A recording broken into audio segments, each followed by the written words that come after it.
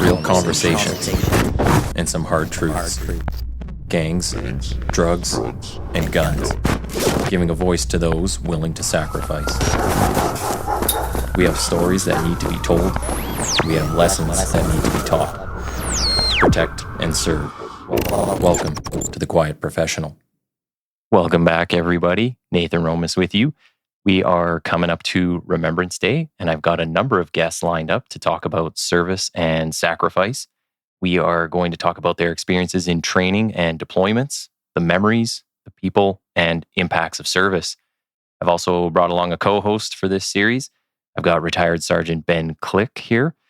Ben spent 20 years in the Canadian Army, much of it behind a rifle. Now he teaches mental management and marksmanship to military, law enforcement, and civilians.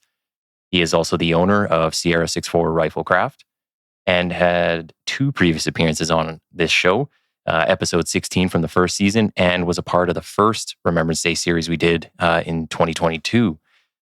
So our guest for today is Shaun Taylor. Shaun began his career in 1983 as an infantryman with the Canadian Forces, Princess Patricia's Canadian Light Infantry, and later retired from Tier 1 SOF Unit Joint Task Force 2 at the rank of Warrant Officer. Since then, Shaun's career path has included being a use of force instructor at the Ontario Police College. He's been a private instructor or a private international security consultant, ultra endurance racer, high performance race coach, author and podcaster. And then 2 that kind of seem to break the mold maybe a little bit, computer systems engineering instructor and coffee shop owner. So you're all over the place there. So welcome, Ben and Shaun. Thanks for having me. Yeah, good to be here as always, man. Maybe before we jump right into like talking about your past and stuff, coffee shop owner, podcaster, author, like you got a lot of talents here. How's all that stuff going? How do you run all this in a day? Well, I'm not sure I'm talented, but I do have a certain velocity. So yes, and that was taught to me in the military, by the way. But before I jump into it, I do want to say this. Thanks for having me, of course, but also to Ben. Not only thanks for your service, but thanks for cracking it out of the park in this series, being part of it. I fully respect that. So to your question, the things that I've done in my life, the various careers, I guess I've had 7 or 8 different unique trajectories as career pathways. They are sometimes planned and they are sometimes happenstance. I can think of at least half of them that was never my intention to get into a particular career. It just kind of happened, like life happens. And yeah. when it comes at you sideways, you either embrace it or you ignore it. And I'm a guy who likes to embrace. So that's how I found myself all over the ice. Awesome stuff. Well, let's start at the beginning where we usually kind of go to. Tell us about you growing up, where you're from and how you were as a kid. Well, I was a handful as a kid. I'll say that right up, and I still am. Yeah. I was to say, if it's based on anything like you are now, like you're definitely high energy. Yeah, I was a handful as a kid. And so I was born in 1963. I was born in England. I grew up for 10 years in England. And then we emigrated as a family to Canada in a place called Grande Cache, Alberta. And that's where I spent my teenage years, I suppose, and graduated from high school, barely squeaked through. I mean, barely graduated. And so, after Grande Cache was done, I was then waiting to get into the military. So to that point, I'm sure the topic will come up. Why the military, or why was I thinking about the military, or when did I start thinking about that? Yeah. Well, apparently my mom says that when I was 5 years old, I was talking about how I wanted to be a soldier. And, I don't remember when I was 5. I barely remember yesterday. But by all accounts, I was just that kid who either knew what he wanted to be or had made a poor decision and had stuck to it and just thought, I want to be a soldier. Either way, that was what I thought throughout my childhood. And to that point, it almost obligated me to join the Army Cadet Corps, actually combat engineer, as a young cadet at the moment that I could join. And that cadet path kind of set me up for the military. One of the formative pieces within my childhood as a teenage kid was spending 6 weeks at Vernon Army Cadet Camp. Oh, okay. And I mean, it's not like you're not learning to be an assassin. You're learning how to polish boots, march around on a parade square, along with a whole pile of other things. And I got to say that I liked all of it, man. Hmm. I like learning how to march. I like learning how to polish boots. I like learning how to, look to the horizon and think, I wonder what's beyond there. That's what the cadets taught me. So by the time I was finished high school, I was already primed to enter into the military, as it were. Yeah, and so you really thrived with structure and having like a purpose every day when you get up. Like I got to do these things. That's what kind of drove you. Well, that's a great question. Insightful question, by the way. So that isn't what drove me. In fact, I would argue that I'm quite the opposite. Structure is okay for me, but I actually work better in non-structured environments. So if you let me choose between insane chaos or yawnerific structure, freak, come join me in the chaos. Yeah. That's what I love. That has always been appealing to me, and that will always be appealing to me. And so I think maybe if I can play with what your question was, and the spirit of your question was, I think, correct. When I was younger, I needed structure because I had none. And so that initial structure kind of taught me how to, as I like to think of it, play the game, not the game of like getting one over on someone, but the game of life that I didn't understand at the time. My dad wasn't very involved with me. My mom was, part of my life, of course, but again, not fully invested in me as a kid, as it were, teaching me things, passing on lessons, helping to guide me. I was a bit of a wild kid, I because I wasn't in structure, I liked unstructured life. And so that would have me skipping school Mm. and going and hunting rabbit or skipping school and going fishing. And I hunted and fished nearly every day of the year, all through high school. And if I wasn't skipping school, then I'd do it right after school. So it would not be uncommon for me to get back from school, grab my Ruger 10/22, my 22 caliber, throw it over my shoulder, and walk out with a can of baked beans and some matches in the middle of Grand Cache winter, like -20, -30. Yeah. Heading out the door when it's dark, and coming back like by the end of the night. And maybe I'd have some rabbits, and maybe I wouldn't, but that's kind of how I raised myself, as it were.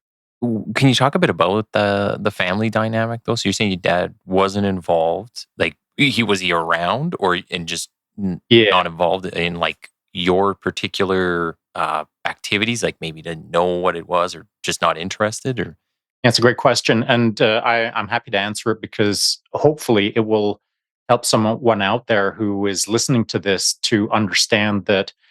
First of all, my childhood or my backstory isn't that notably tragic that there's anything in it that I feel someone can sit up and be encouraged by my backstory. But I'll give it to you and Hmm. the listening audience, and they can pull out the details that they want to. So, as a kid, as I said, born in England, my dad was a coal miner and didn't make very much money at all. My mom was she was a housewife and didn't work. So, where we were born, just outside of a place called Barnsley, we lived in a place called Carlton, which was directly across from a colliery or directly across from a coal mine. And so, I mean, it's going to sound crazy, but we were so broke that my dad used to send me across over to like hop the fence into the coal mine to steal coal, to bring it back to the family house, Yeah. to heat it. And so, that's not a great life lesson, but that's kind of how I was raised. Yeah. And Yeah. so we were broke. And, I've used this example in the past to make the point that, a really big Christmas for me one year was I got a pomegranate for Christmas. That was it. Nothing else. I mean, no toys, no nothing. That's just, we were broke. We just didn't live that life.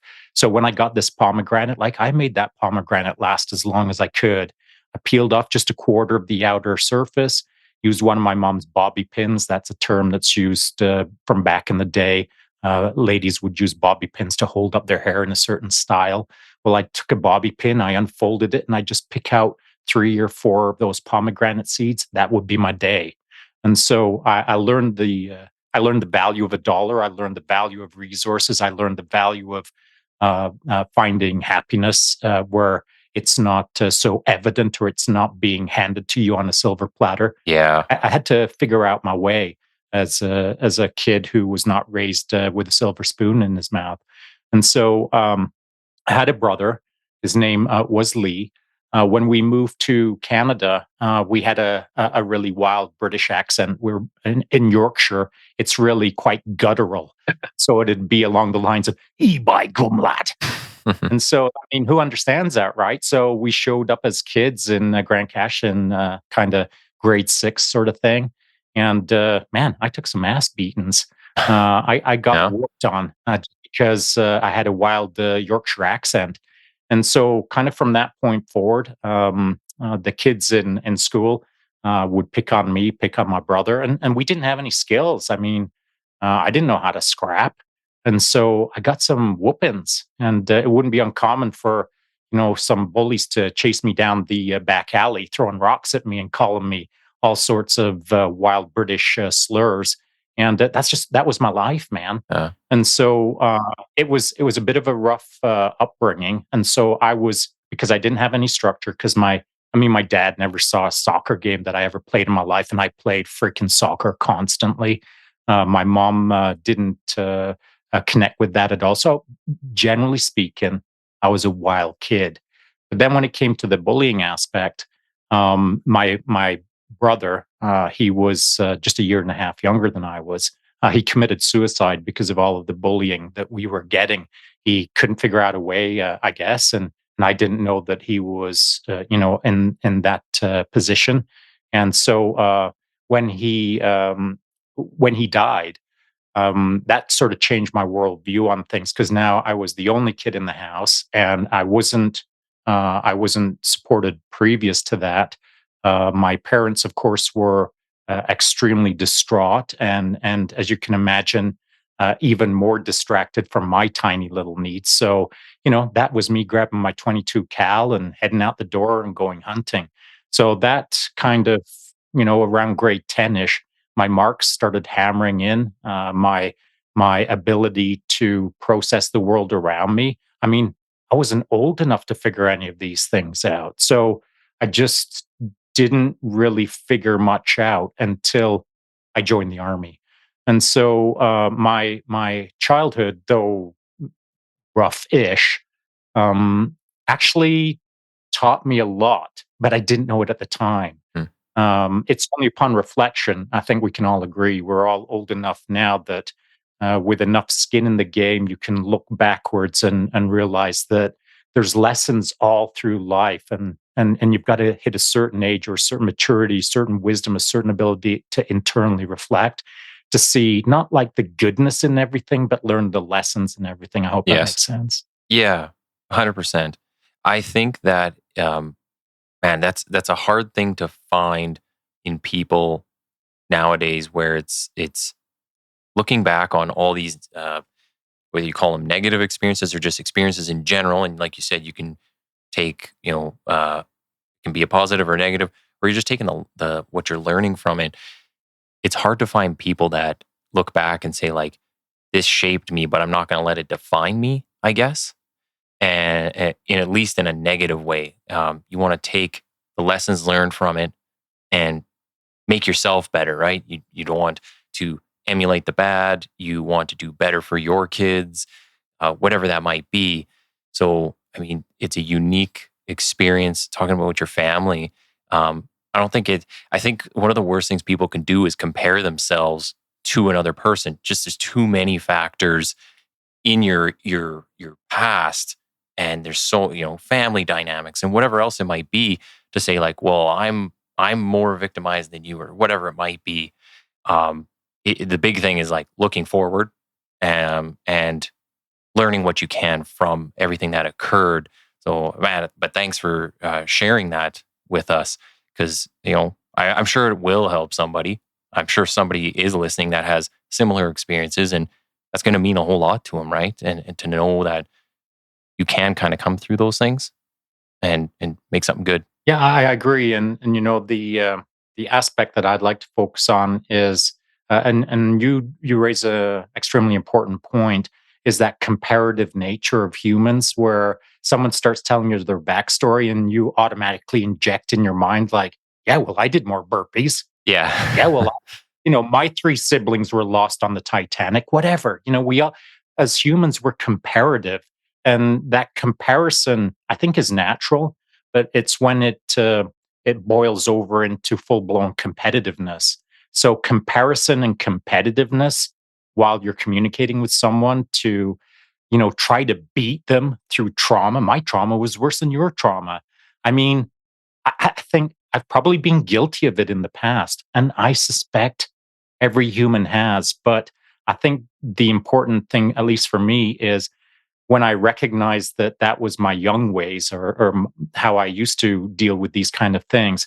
Once I realized it, like, I had to freaking fix it. Yeah. I had to get on with the program of improving. And so now it's not a competition, it's just a comparison. And so my point is that when someone is in front of me, in fact, we were just having this conversation over on the Collective podcast. We had Sarah McMahon, who is a Olympian and a long time mixed martial artist, quite well known in the UFC and Bellator and etc.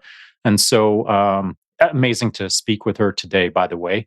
But as she was telling her story from her childhood, and I don't want to get too deeply into it because it might be a bit of a distraction, but she came up hard, man. She came up like in the mud, in the trenches, as it were. Both of her parents were drug addicts. Her childhood, she was surrounded by drug addicts, and that was her life. And it wasn't great as she described it. I don't, want to build on that too much, but at some point she decided she had to get out. Yeah. So she had to identify her exit strategy. And for her, it was, I'm going to go to college.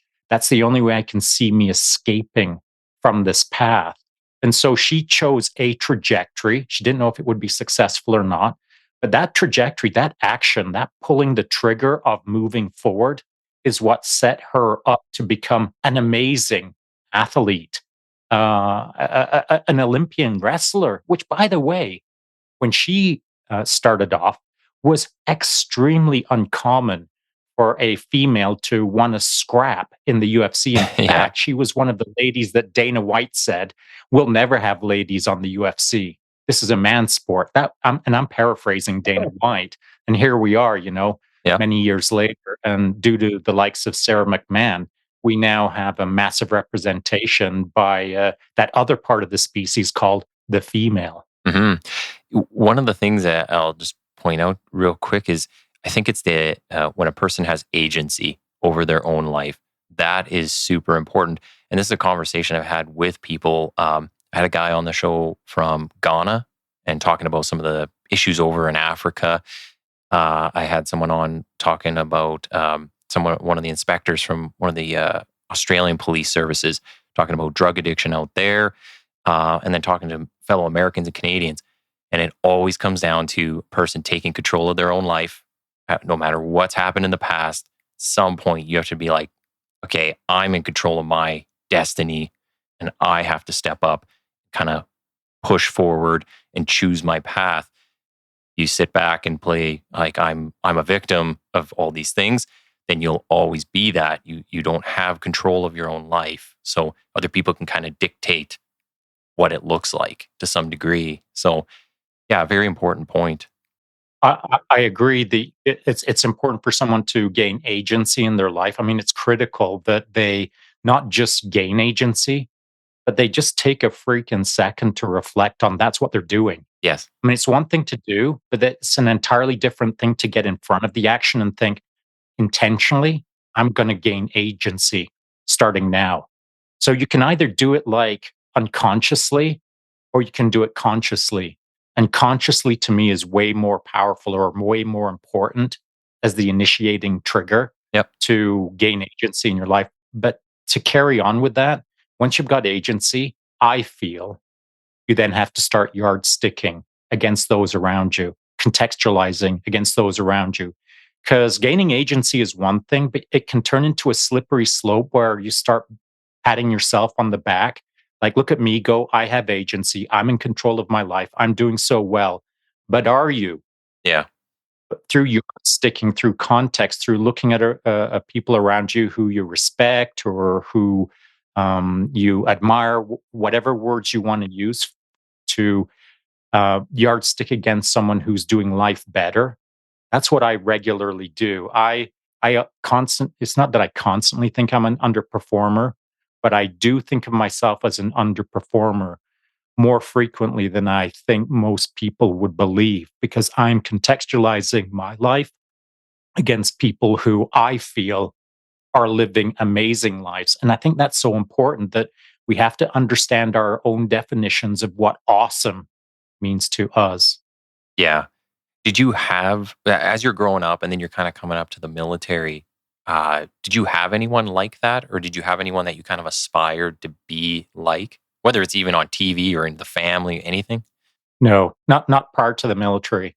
I showed up to the military like as a skinny, underperforming kid. I thought I was dumb. I weighed 135 pounds. I didn't think I had much to offer.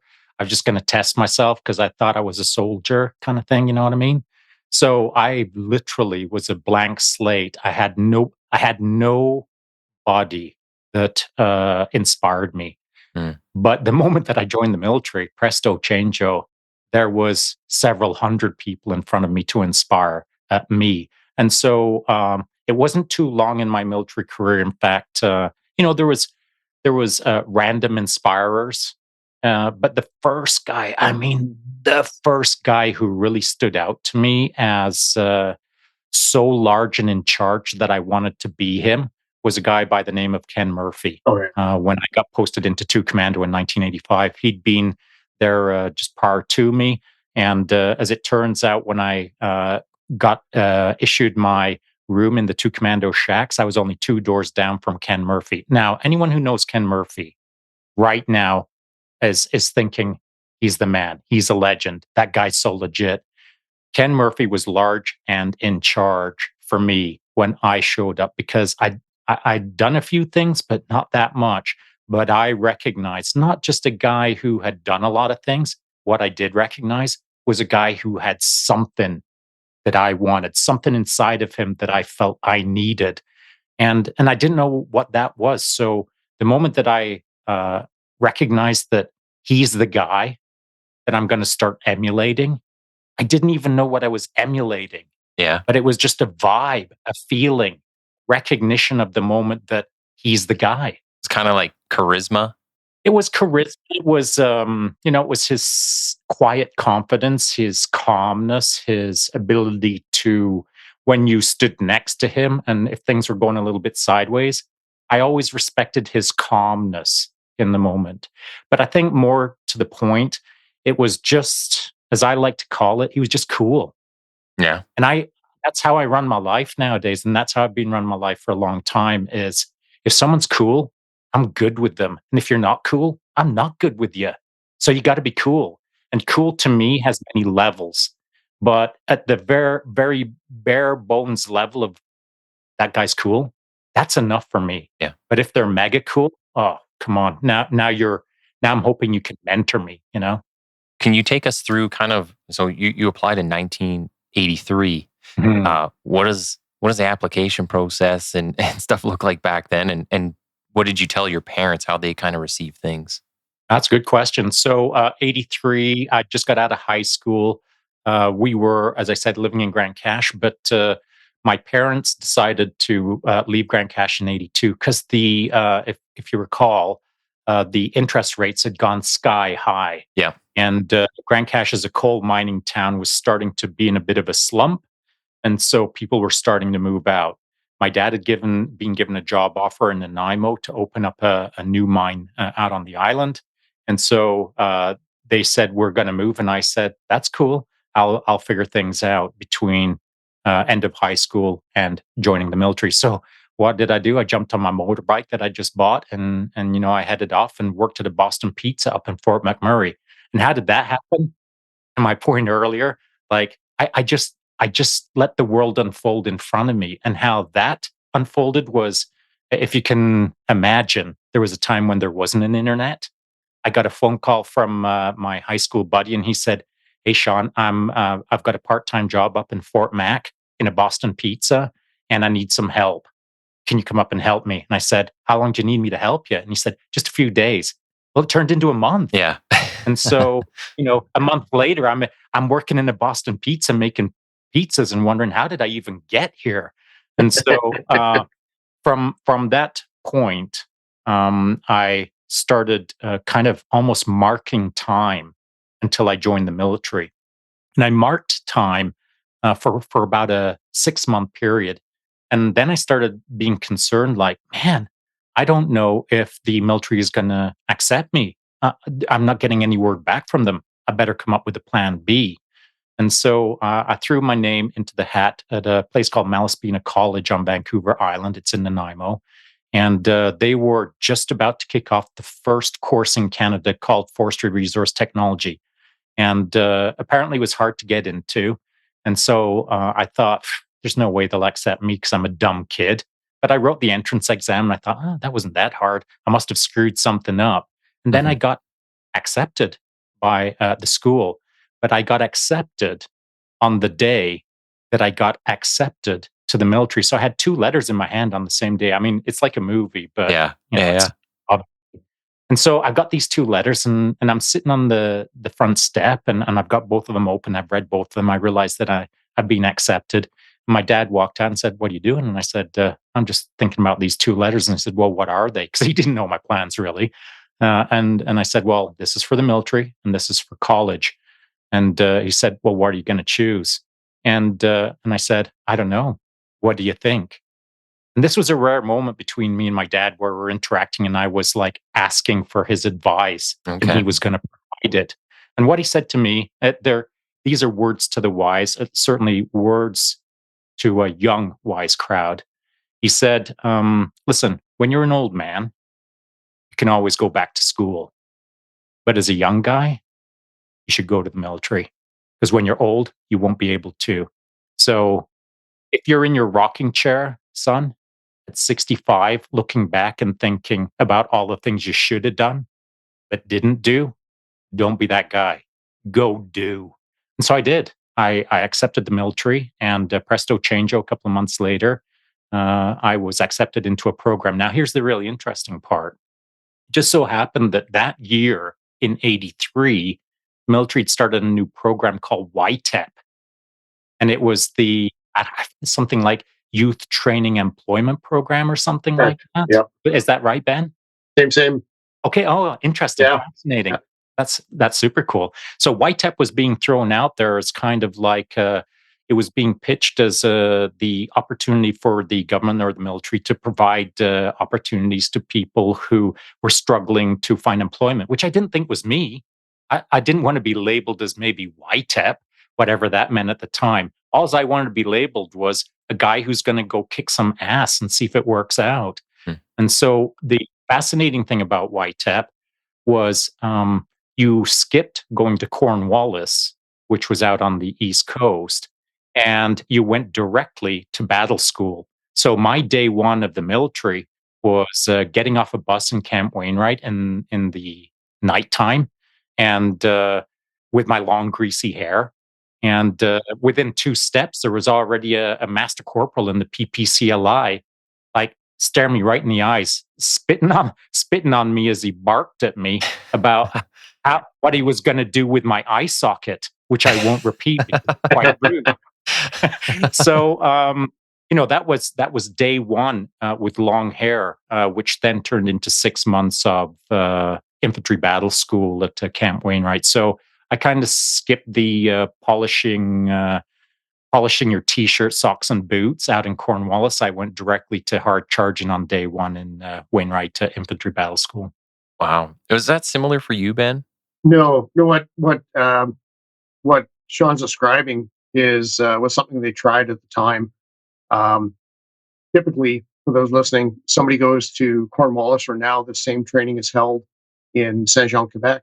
But the first 12 or 13 weeks, typically in the military, are universal service subjects. So whether you're an Air Force clerk or a Navy mechanic or a combat engineer, you go through this common training. You learn to do first aid. You learn to march like a soldier. You learn to rank structure. You learn things that are common to everybody in all the military, all three core services now. Um, but what they were trying, what Shaun went through, was definitely a deep end of the pool thing, where, like, man, you skipped over the gentle entry and you went right into an extended version of battle school. So we would have covered the same subjects, but the manner that it was taught was probably a short, sharp shock for those. And I'm going to guess that they went back to the normal way of doing things by the time I went through in '85. It was under the YTEP program, and the only reason I did that was because I could get in 2 months faster. And when you're 18, 2 months is an unacceptably long, unimaginable period of time. Mm-hmm. So all it was a 1-year contract. That was the only difference. But for Shaun, short, sharp shock, and Wainwright, for me, I had the more gentle entry of doing the common training. Yeah. Yeah, I'm not sure which one was better. I'm not sure which one, turns out the best soldier, as it were. But I'm looking at the comparisons right now between Ben and I see no difference, as it were. The program that he went through created an awesome dude. The program that I went through created a maybe less than awesome dude, but at least we're kind of in the same circles of awesomeness, as it were. So I think that there's many ways to skin a cat, as the old saying goes. But certainly, to Ben's point, those first few weeks and months were pretty spicy at Camp Wainwright. Were you there? Did you land there in the winter or the summer? I don't think. No, hit there in the summer, and so early part of the summer, which is another fascinating point about day one at Camp Wainwright in the summer. We were living in Quonset huts, which were old steel kind of World War II buildings that do one of two things: in summer, bake your brain, or in winter, freeze your brain. You choose. They were not deluxe accommodations, and it was a bunk bed routine. So me and my bunkie, that's just the way it was. It was 4 guys in a very small space, living in 2 bunks, and watching our worlds get torn apart every single day by some very highly motivated senior NCOs. Can you kind of run us through, like you, Ben, saying you get thrown in the deep end? What's it like when you're doing this training? So you're skipping basic training and then the soldier qualification, right? And then it's battle schools after? Yeah, I'll quickly answer this. I don't think he skipped. He just had the same stuff, just being taught by the infantry NCOs. Okay. Is that correct, Shaun? Yeah, that is correct. Right from the get-go, day one was with all of our instructors were from the PPCLI, and they were intent. Here's a funny little side note, historically speaking.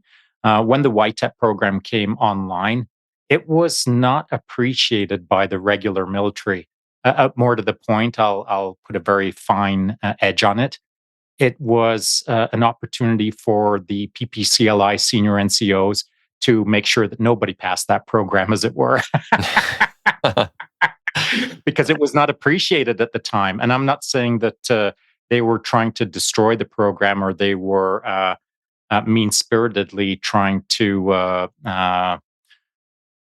force every candidate on the program to fail, but it was no easy go. Yeah, there were people there that were motivated at the time to make sure that YTEP did not proceed any further than that initial onset. there's right now, and a little bit of a sidebar, but I guess related.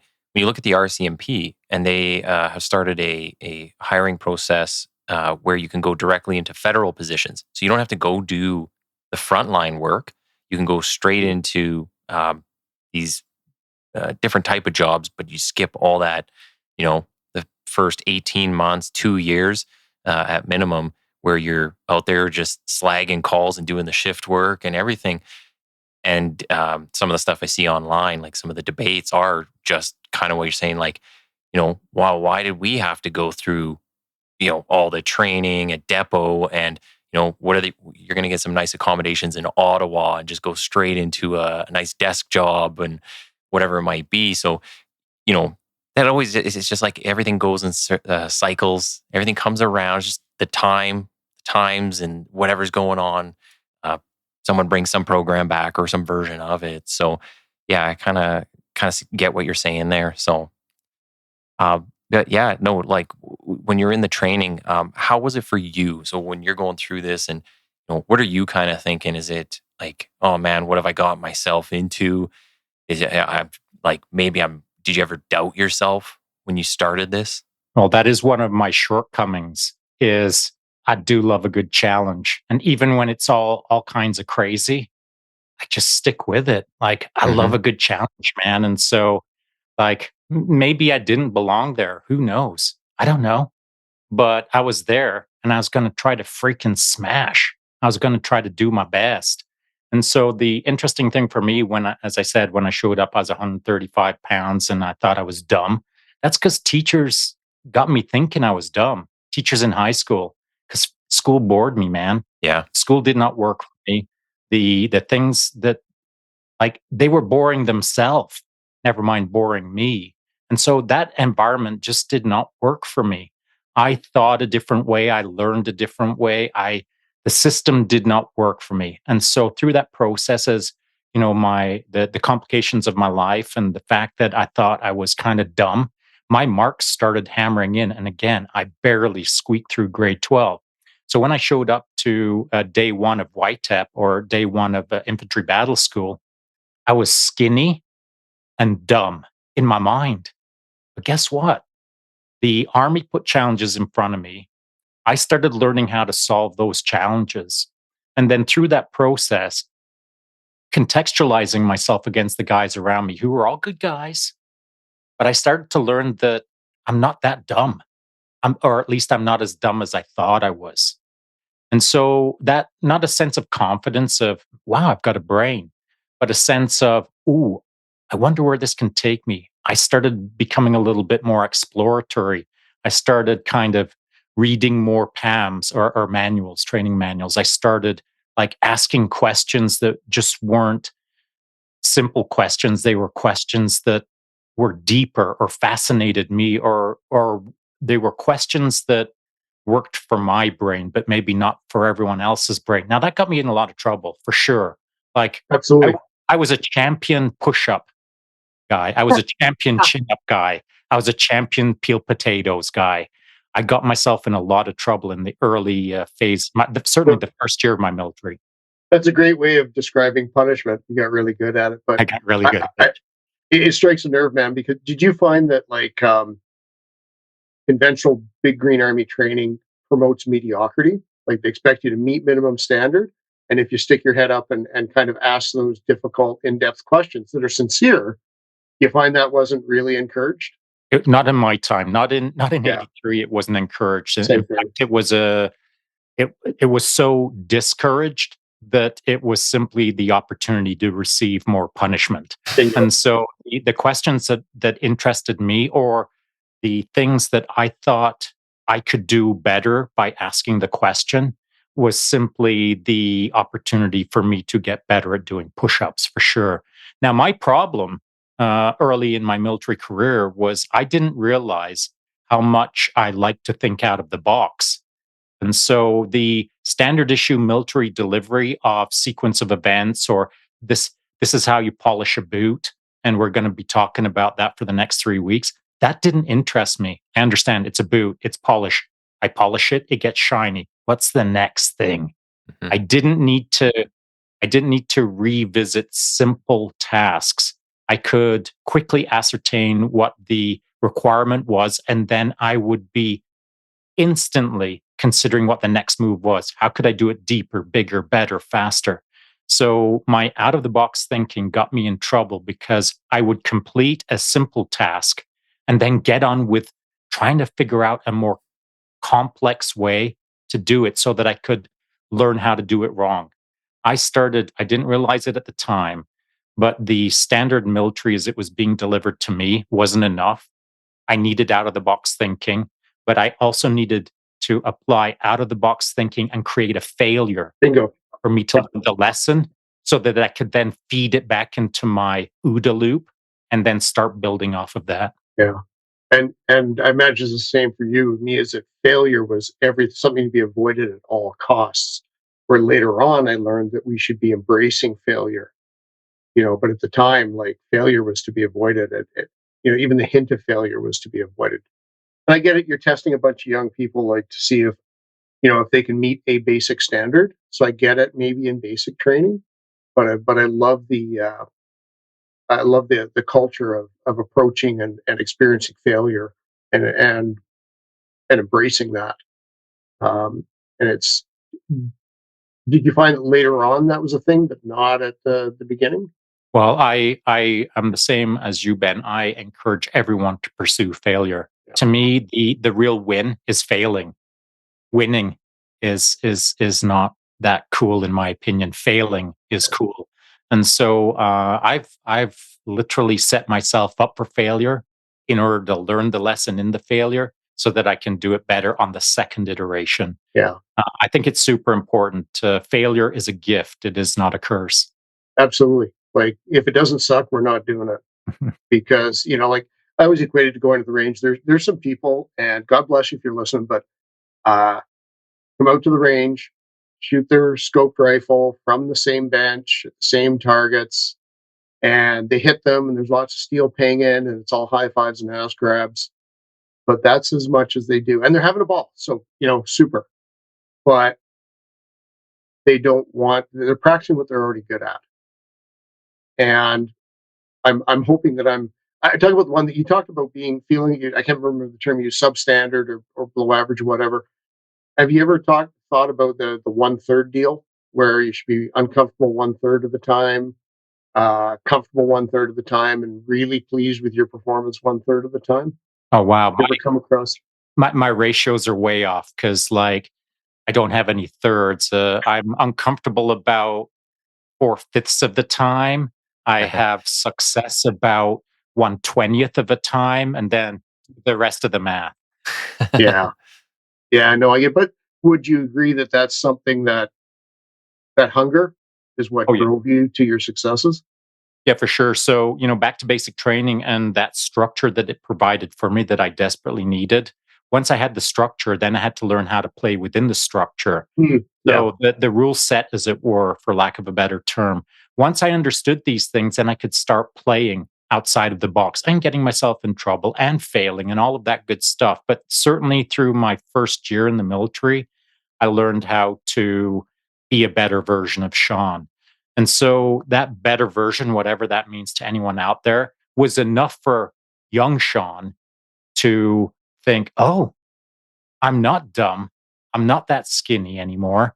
And I see a way to play this game, for lack of a better term, in a way that is appealing to me, in a way that challenges me, in the way that excites me, in the way that makes me want to do more in this game. And Ben, you'd asked or mentioned, basic training and how that worked for me. Well, I had to create my own solutions to make basic training work for me. Whereas the instructional system at the time, I don't think was granular enough or sophisticated enough or nuanced enough to be able to yeah, train everyone ideally, boutiquely, perfectly to draw the best out of each unique individual in there. I would say now, at least I hope now, there is more clear understanding of the teaching models or the informational passage models that are, current today that are Mhm. far better, I feel, at passing on information to a wide demographic that's all co-located in one location. Yeah, I think like basic training, all those, any kind of entry course is always going to be like a very generalized thing. But I wonder how they would kind of tune it to fit like multiple learning styles, I guess, is what you're saying. Yeah, and I don't want to. I'm not throwing the '80s under the bus for anyone out there. I'm not saying that battle school sucked. I mean, parts of it sucked. And you'll understand that if you've ever spent 6 months in Camp Wainwright doing basic training. There are parts that were hard, but I don't want to shine a spotlight on how hard it was or how dysfunctional it was. I'm not saying those things. All I'm saying is it could have been done better. Yeah. And I would hope that it's being done better now. And to contextualize what I'm saying, go back to the 40s when people were prepping for World War II. Do you think that there was these well-developed educational models where it could touch on everybody in front of you to include the outliers who are on a spectrum of learning dysfunction? I mean, in the 40s, there were no models to do that. So if there was none in the 80s, we'll say, as a theoretical model, then big deal. Yeah. The product was still created. The soldier was still the soldier, and though they may not have been as amazing coming out of basic training as perhaps they are now, certainly it was more than enough to create what was required at the time in context of the 40s, for lack of a better term. Okay. Yeah. I think you're right. That's very wise word, Sean.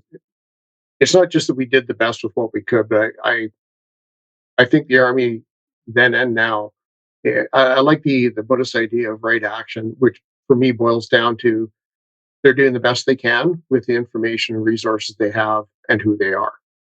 You know, and I can tell you that like I've recently had a little bit last year too, a lot of contact with the basic sniper course and the platoons and the battalions here.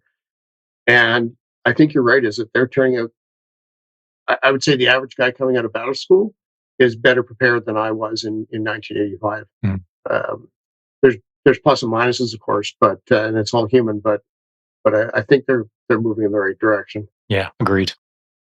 So if we could kind of move into, so you're done your training, and then what's happening in the world around you? Is this, are geopolitics kind of having any influence on your thinking or where you think you might be going at this time? Well, I do want to identify an important period of time on my basic training, not Mhm. the actual training per se, but an impactful moment. I'd be remiss to skip over. It's not something that I'm keen to talk about. I just don't want to like bypass it and not say that it was impactful. So about halfway through basic training, or around the third month of infantry battle school, with another 3 months to go, we were for the first time going to kind of leave Camp Wainwright and go on what was called an adventure training week. And so that meant that we were loading into the back of a deuce and a half and driving up to a place called Lac La Biche. And it's up in northern Alberta and kind of remote. And the idea was for a week we were going to live in hoochies or in A-frame tarp sort of uh, rough or austere living. And we're going to learn how to trap rabbits, and we're going to learn how to do all of these things that I'd kind of been doing in my childhood anyway. But it was like a break, almost, for lack of a better term, from the intensity of having your world turn upside down every morning during morning inspection. And so I was comfortable out in the bush. So to me, it was almost like a vacation. But at the end of that adventure week, it was time to depart and head back to Camp Wainwright. And so we all loaded up into the back of a deuce and a half. And at the time, the deuce and a half was overloaded by 6 to 8 guys. And also in the back of the deuce and a half, we had a bunch of defensive equipment, steel pickets and axes and shovels, and our rucksacks and our rifles and all kinds of things. And we were barreling down a dusty old gravel road. And the deuce and a halves at the time, I mean, the Army was pretty broke, I would say. And the tires on this deuce and a half were bald. There was no first aid kit in it. There was no comms in it. It was just basically a shell of a vehicle in a overloaded shell. And the vehicle going down the gravel road started to fishtail. It went sideways and then flipped in the air. Mm. We landed on the roof. It broke all of the wooden hoops on the back of the deuce and a half, and the weight of all of our bodies hitting the canvas as the truck flipped. We all stayed on the ground, and the truck did another kind of half flip. And kind of when I when I landed on my back on top of someone, we were all laying on the ground, splattered all over the place. I looked over and I saw the deuce and a half doing bonk, bonk, bonk, bonk, bonk, bonk, bonk, bonk, bonk, bonk, right next to my head, and thinking, wow, I wonder if that's gonna tip over on me. Yeah. And then I heard someone say, "It's gonna blow, run." That's all I heard. So I stood up like a freaking robot and started running in a direction. And I just ran away from the truck because someone said it's gonna blow. And so when I stopped running, I turned around and there was a guy standing right next to me. And he said, "Wow, what just happened?" And his ear was dangling off the side of his head. It was just hanging on by a tiny little piece of skin, his earlobe, as it Jeez. were. And I said, "Hang on a sec, come on over here." And I grabbed his ear, put it back on the side of his head, and I said, "Okay, hang on to this, keep it there. Are you good?" And he said, "Yeah, I think." I said, "Okay, here's what you're going to do. You're going to go stand over there. That's now the triage area, and I'm going to start sending Mhm. people to you." And he said, "Okay." As he walked away, hanging on to his ear, fully shocked out. Jeez. And so, as I look back at the carnage, all of the guys in the back of the deuce and a half were in the hurt locker, broken bones, broken this, internal bleeding, whatever, all kinds of things. And as I walked towards it, I thought, man, I am unprepared for this. Because in basic training, we hadn't really done any first aid at that point. It's not like we had done any casualty simulations or anything like that. I mean, I'm not even sure if we were taught at that point to put a basic sling on, an arm sling. But I did have the luxury. I was fortunate that when I was in Army Cadets, I joined a provincial first aid team as a kid on an adult team because I wanted to learn how to do things. And so I just thought, if I'm going to be a soldier, I better get better at some things. Yeah. And so I'd competed in first aid competitions as a kid with other adults. So when I looked at this problem in front of me, I mean, it was freaking me out, but I already had skills to manage it. So, I walked back in and waded into the mess. And the first guy that I saw who died within about a minute of me getting a hold of him and trying to clear all of the lungs out of his mouth to start CPR. He died in my arms, and I looked at him and I thought, "Oh my goodness, what is even going on?" And so I stood up and I looked at the next guy, and he was the next guy to die. I worked on him for a little while, and then someone yelled over as I was working on another guy's leg, and I said, "Hey, Shaun, come over here. We got a guy in the back of the deuce and a half." And I ran over there and started working on him, and he ended up dying, and the whole situation sucked, man. Yeah. The lesson for me in that moment was many.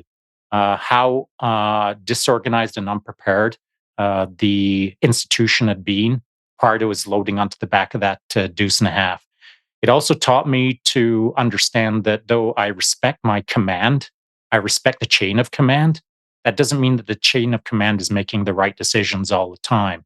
So it did teach me to not second guess everything, but it taught me to revisit everything that was given to me as either an order or as a directive or as an idea. I always double checked it against what I felt was the appropriate thing to do. And are we prepared for this moment? So, only halfway through my battle school or basic training, I was put in a situation where I was taught the lesson that irrespective what institution you're in, it doesn't mean that the institution is perfect, which is what I'd thought up until that point. Really? Okay. And yeah, I mean, I think that teaches you like a lot of leadership skills, right?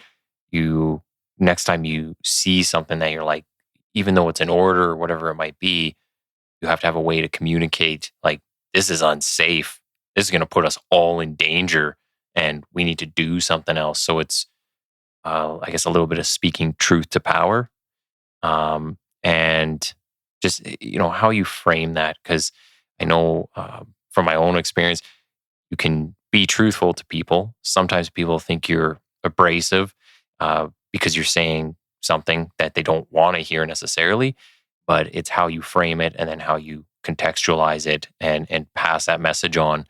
So, man, that's a pretty wild experience to have in the first few months of being there, right? Yeah, it's pretty hard. John, John, you remember Kevin Brandner? Yeah, I sure do. Yeah. Sure. So many, many years later, Kev said something to my son that I wish I had learned when we were all in commando. Was Kevin addressed the point that I think Nathan's touching on, is that you got to be able to level with people without leveling people. That's a great statement. Yeah, to be able to speak to them in a language that they understand and speak the truth, whether it's somebody you're dealing with on the street or your own chain of command, and that's an art. Um, and it's one I wish that I had learned much earlier. Well, it is an art. And to your point, I wish I'd have learned it way sooner than I did, because initially my art was finger painting and I wasn't very good at it. So it got me in a lot of trouble, man. And I was abrasive. I was a handful. And like if someone stepped up on me, it didn't matter what rank it was. If they stepped up on me and gave me the wrong look, they were getting the wrong look back. And it's not that I disrespected their rank. I disrespected the man if that man wasn't treating me like a man. Mhm. If you want to treat me like a dog, I'm gonna bite back.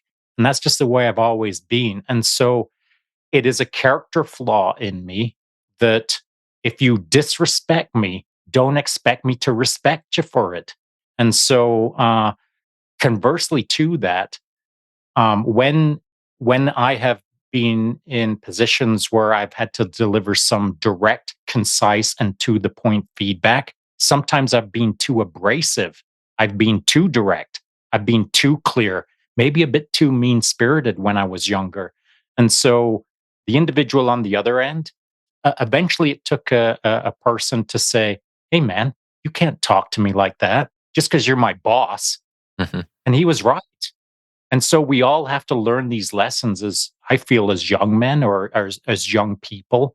Once we're put into a position of leadership or into a position of communicating with another human, either as a peer or as a subordinate or as a superior, it doesn't matter to me. At the time, I thought it was important what those levels were, but now I totally understand that it's not about any of that. It's just about playing it right in the moment, and that takes a freaking long time to figure out. That's an art. Yeah, Yeah. An yeah, art. 100%, 100%. Can you kind of tell us, go back to just talking about you come out of the training, and where does your career kind of progress from there? Yeah. So it didn't progress in the way that I expected. So I got out of basic training again 6 months, and I got posted to 1 PPCLI. And so we got posted like 2 days before the men's Christmas dinner. And so, well, Ben would understand this. As the new guy on the block, you're getting you're getting your ass whooped. Every time you go around a corner, you don't know what corporal or master corporal is going to jack you up as the new guy, because they're going to have a bit of fun with you, and you still don't know how the game's played. And so I was like, getting posted to battalion on day one was a whirlwind as far as I was concerned. But later that day, I was still trying to figure out which way was up and who was going to bark at me next. And we had to, it was called the turkey shoot. So the battalion back then in the 80s, they do a turkey shoot at the end of the year, just before the men's Christmas dinner. And so the entire battalion, more correctly, the entire brigade at 1PP, we had some indoor ranges, just a 25-meter indoor ranges, I believe it was. And so everyone had to rotate through that indoor range. You got handed an Anschutz 22 cal rifle, or a target rifle, and you got told to lay down and crack 5 rounds down at the target, and then step back, and you would be evaluated. Now, I didn't know how to play the game, like I said, and to this day, if I could go back in a time machine and be on that range in that moment, I'm not sure if I would have played it the same or not. I like to think that I made the right decision, but if I would have made another decision, my career would have looked completely different. Hmm. So let me explain that. So I laid down in the prone and I cracked off 5 rounds, and I put all 5 on top of each other. And so it looked like kind of a distorted one hole. So they're all touching, of course. But when we evaluated the targets, the line NCO who was running it uh, um, said that I hadn't shot all 5 rounds because obviously they couldn't all go in one hole. There must have been some wingers or off the targets. And I thought, nah, not really. But I'm not going to argue with him. And so what he did was something that he didn't do for anyone else that I saw on the line while I was there. And he said, "You'll reshoot. Hmm. You'll reshoot that because there was some wingers." And I said, "Yes, I will." And so I lay down in the prone and I cracked them all. And they may not have been touching as tightly as they were in that first iteration, but certainly they're all connected to demonstrate that there was 5 rounds there. And so, and of course, he was standing directly over my shoulder, making sure that I wasn't cheating. And so I stood up and he didn't say anything. In fact, I think he was a bit irritated that I replicated the shots. Yeah. And so as it turned out, I was the best shot that day, and that's a good thing, I suppose, because I was doing my best. But it was kind of bad because there's this whole other piece of the army called more experienced people who don't like being beaten by a guy who just showed up that morning. Yeah. And what I had going for my advantage was, as I said, I owned a Ruger 10-22, and I shot it a lot. I was out in the bush a lot. I tracked a lot. I hunted squirrel, anything that moved. I'd shoot at pine cones. I'd shoot at leaves. I'd shoot at pine needles. I'd shoot at trees. I'd shoot at rivers. I'd shoot at everything. I'd walk out there by myself into the bush and shoot and hunt and track. So I'd probably put more rounds downrange with my 22 cal at that point than most of the people on that line. But I was showing up as a total noob, an unknown, and I didn't know what I was getting myself into. So by the time I won it that day, now I found myself, this is insane to me. I found myself in the men's Christmas dinner party, standing next to the commanding officer with this big goofy French white hat, chef's hat on my head, with the commanding officer with the same big goofy white hat on his head. And I'd be carving the turkeys and he'd be handing them out to the men. And the entire battalion walked past me. I'm serving. Now, now, Ben, you understand what was going on in that moment. All right. Can you imagine a worse situation for a day one private as every senior NCO walks by and gives you the stink eye? I was in the doghouse. But what it did, it set me up on the trajectory that cemented my career, as it were. So on that day, I was identified as the best shot there. And then the following day, I was pushed over to the 1PP CLI rifle team to shoot. And so I'd been in Wainwright, and in lickety split, I was sent straight back up to Wainwright to go and shoot on the 1PP rifle team until we competed at Western Canadians, Okay. where we won. And then I got cross posted over to 3PP, 3PP CLI, because at the time, 3PP was considered the best shooting team, I believe, in Canada, but certainly within the PPCLI, they were the rifle team. Yeah. So I got seconded to them and shot at nationals in Canadia that year. And then, the rest is history, as it were. All right. So when you're there, though, is there any talk of you might be going to any kind of deployments? Or was it what's happening in the world around you that, are you kind of checked into like things happening outside of the shooting competitions? Yeah, so I wasn't going to mention it because it's kind of a boring side piece, I think. But I'd said that, I shot just before men's Christmas dinner, and then, lickety split, I was back up in Wainwright to laying down in the mud and shooting in March or February. In between those two things, I ended up going over to Norway for a month to be part of a SHAPE deployment. So part of the NATO representation in Norway at the time, the Cold War between Canada and Russia, and Russia and everyone. And so we went to Norway for a month to represent sort of a Canadian deployment to interact or work with the Norwegian infantry and some Norwegian special forces. Now, that month was pretty critical to me in my early career as well, because it taught me two things. One, that there's many ways to skin a cat. Again, the Norwegians did things differently than the Canadians did. I don't want to compare senses of professionalism, but certainly at the time, the Norwegian military was basically they weren't. We weren't working with professional soldiers as much as the Canadian soldiers who are professional. So by that I mean we were all volunteers. We were all on long contracts. We all knew why we were there. But some of the Norwegians had been. You get a choice.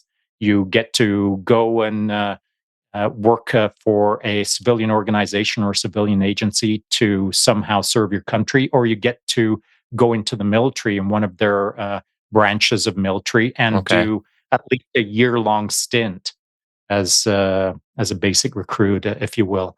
And so it was at the time it was mandatory that every Norwegian of a certain age had to serve their country for at least a year. I would think like because you're over there and you're closer to Russia, that you're almost like your whole society is kind of like on a heightened alert.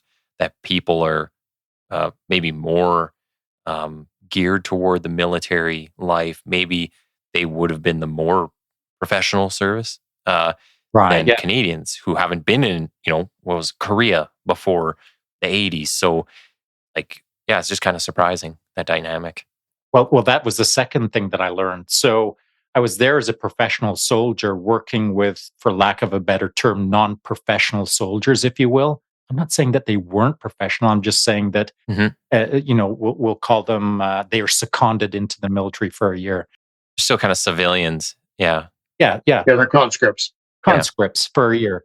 That's the right word to use, Ben. Thank you. So the second thing that I learned was, though I considered myself a budding professional soldier working with conscripts, they had a better understanding than I did of the importance of what they were doing.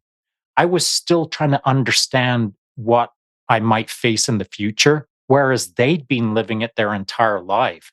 So after that month or during that month, as I got to know the Norwegians better, and not many of them spoke English, and I certainly didn't speak Norwegian, I got a more of a vibe or a sense of the importance of my job and how I was now responsible to not just work on behalf of the Canadian population, but I also now had a responsibility to serve internationally for moments of crisis where, if in fact the big Soviet bear crossed that line, then I was going to be a guy who knew where he was going to go in Norway and was going to do the thing that had been taught to do.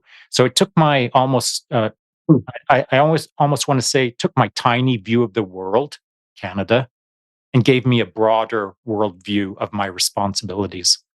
That's quite remarkable, and it kind of touches a nerve. Um, there's a sense of international responsibility, but I don't think everybody felt it, Sean. Do you was it your experience that the a lot of the military of the '80s didn't take it quite as seriously as perhaps you did? Because at the time, Cyprus and going to Germany so you could drink and buy a Porsche was kind of the two big deployments. Um, Yeah, did you you're find the right. rest of the army? Yeah. Do you find the rest of the army took it as seriously as you were? Well, yeah. To generally give an answer, I would agree, or I would say yes. That's what I found. Now, however, the devil is in the details, as they say. So, my buddies, the guys that I loved on, the guys that I worked next to, my peers, will call Yeah. them, who were like-minded. Well, I mean, we all thought the same way. We all thought, if that's the enemy, it's time to learn the enemy. And so I spent my spare time studying BMPs and BRDMs and all of the things that were Soviet related. And so through that process, like after Norway, I got into the books, man. And again, I thought I was a dumb kid, so books weren't my, it's not like my normal routine would be to just grab a training manual and start cracking through it. Hmm. That's what I started doing. Was I started grabbing manuals and started reading them to be better prepared for when I had to go back to Norway and fight the Soviet Union. I mean, I Yep. was young, but it Yep. made sense to me at the time. And then I got the privilege of being put on my basic reconnaissance patrolman course while I was in 1PP. And the reconnaissance patrolman had a really strong block of training in it that was dedicated completely to the Soviet Union. Their tactics, their strategies, their vehicles, their equipment, what the size of a section would be, what the size of a platoon would be, and so on and so forth. And so during that recce patrolman course, I loved the challenge. I loved the hardship. I loved the combined effort of work to create a successful outcome. But more than anything, I loved learning things that I thought I would need in the future. Mm. And so it was that course that fueled me for knowledge is power. And I need to be prepared for what is coming our way, as is being told to me by my institution, and I will be prepared.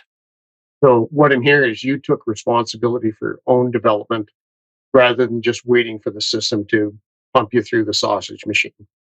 I did, and you'd said something earlier, Ben, and it was I should have touched on it then because I thought it was a really powerful statement. For me, I there's only two standards. There is meet the standard or exceed the standard. That Yeah. is it. That's all. There is no below the standard. Mm. So I learned that very early in my career that meeting the standard was just like that. That's mediocrity to me. Yeah. Exceeding the standard, that is the only acceptable path for Shaun. Now, I understand that everyone doesn't think that way. I wish everyone did to some degree. But certainly in my world, if you're not meeting the standard, you and I have got a problem because I'm exceeding the standard. And please try to keep up. Yeah. Yeah. I can tell you straight up that was an inspiration because I came to Two Commando 2 years after Shaun, and there's a problem going on at the time that units were sending some of their less desirable, less disciplined soldiers there to try and correct them. But the Mm. core of quality, outstanding soldiers and NCOs are the ones that I looked up to. People like Shaun, Brian Morrison, Tony Clark. There's I could go on and on. Those were the quiet. It's funny 'cause I thought of them as the quiet professionals. Um, those are the ones I wanted to be like. And those are the ones who come Yeah. over to me and be like, "Hey, man, no, like this is how you pack your rucksack." Oh, okay, cool, thanks. And yeah, it echoes down through the generations, man. So thank you for being that standard. The standards before me were the reasons that I felt the importance Right of on. standards. And to your point, like you raised two names who I'm very familiar with, like Big Brian Morrison, totally quiet professional, and then Tony Clark. You mentioned his name. That's He awesome. was on my Pathfinder course. He was my Pathfinder deck commander. I worked directly as I was Tony's 2IC, second in Yep. command. And so, I mean, those are just two names of many names Yeah. of the guys that were either my peers, my subordinates, or my superiors that just understood the importance of the job at hand. And as I was saying in the 80s, it was a bit of a rough time with basic training, and it was a bit of rough time here and there. None of that matters as long as the standard is being met or Yeah. exceeded, if that makes sense. And do you find that you were attracted to and spent most of your time around those types of people? I did, and there's a couple of reasons for that because that's the kind of stuff that inspires me, and it draws out my competitiveness. Not that I want to beat everyone around me. I compete against myself. My biggest opponent is me, and I'm always trying to beat me. And when I'm trying to outperform Shaun, then it typically I'm doing pretty well against the people that I'm stacked up around. But the crew that I banged with, the circle of peers that I hung out with, the guys that I respected, the guys that I would hang out with after work and throw ideas back and forth. These were all larger than life characters Okay. who helped calibrate me for sure. Well, that's a great way to put it. That's because I talk about the power of the pack, what I learned, but I like the way you say it. It calibrates you Yeah. because we do become who we're around. Is it like you're the average of the 5 people you hang around? Something like that? Oh, dude, I was often the weak link of the 5 people. Like I was in Team Leader for I don't know 3 or 4 years. I got more time than average. I think it was for 3 years, and not to be a dick, but I was getting to be pretty competent, and I consider myself one of the soldiers who was very serious and doing their best.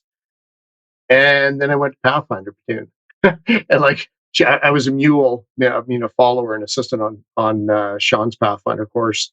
But when I finally got to the platoon, man, I was solidly in the bottom third. Yeah. And it being around people like that is what ups my game, and being around the right people. Yeah. Yeah, and it's not even just the right people. No, that is a correct statement. Yeah. I totally agree with it.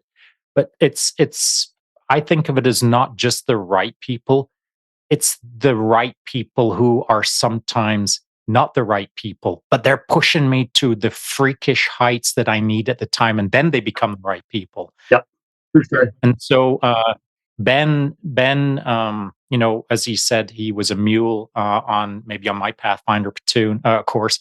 The year prior, I'd been a mule supporting the Pathfinder course because I was already in Pathfinder platoon at that time. I just come off my military freefall parachutist, had time to grab a sandwich and then go out and support on Pathfinder course. And I'll tell you what, man, as a supporter on that course, it's a freaking beatdown. Because here's one of the interesting things about guys who care about other guys who are in the hurt locker on that course, and I would put $1,000 on the table that Ben ran his program the same way when he's a mule on my Rat Finder course, and that is when I was muling for the course prior, I looked at those guys and I realized how hurting they were. So I'd sidle up next to them with a humongous rucksack on my back and say, "Hey, man, just hand me a couple of your PRC 77 set batteries. I'll haul them for you." Yeah. Or as I'd be taking extra weight off them where the directing staff couldn't see, try to sneak them a little Mars bar Oh or yeah, sneak them a little bit of food because we're always in the hurt locker for food. And so 100%. one of the things about being in a we'll call it a supporting role, as Ben was on my course or as I was on the course prior, these are positions that don't get a lot of limelight. They don't get spotlighted. They don't get attaboy. Who gets the attaboy?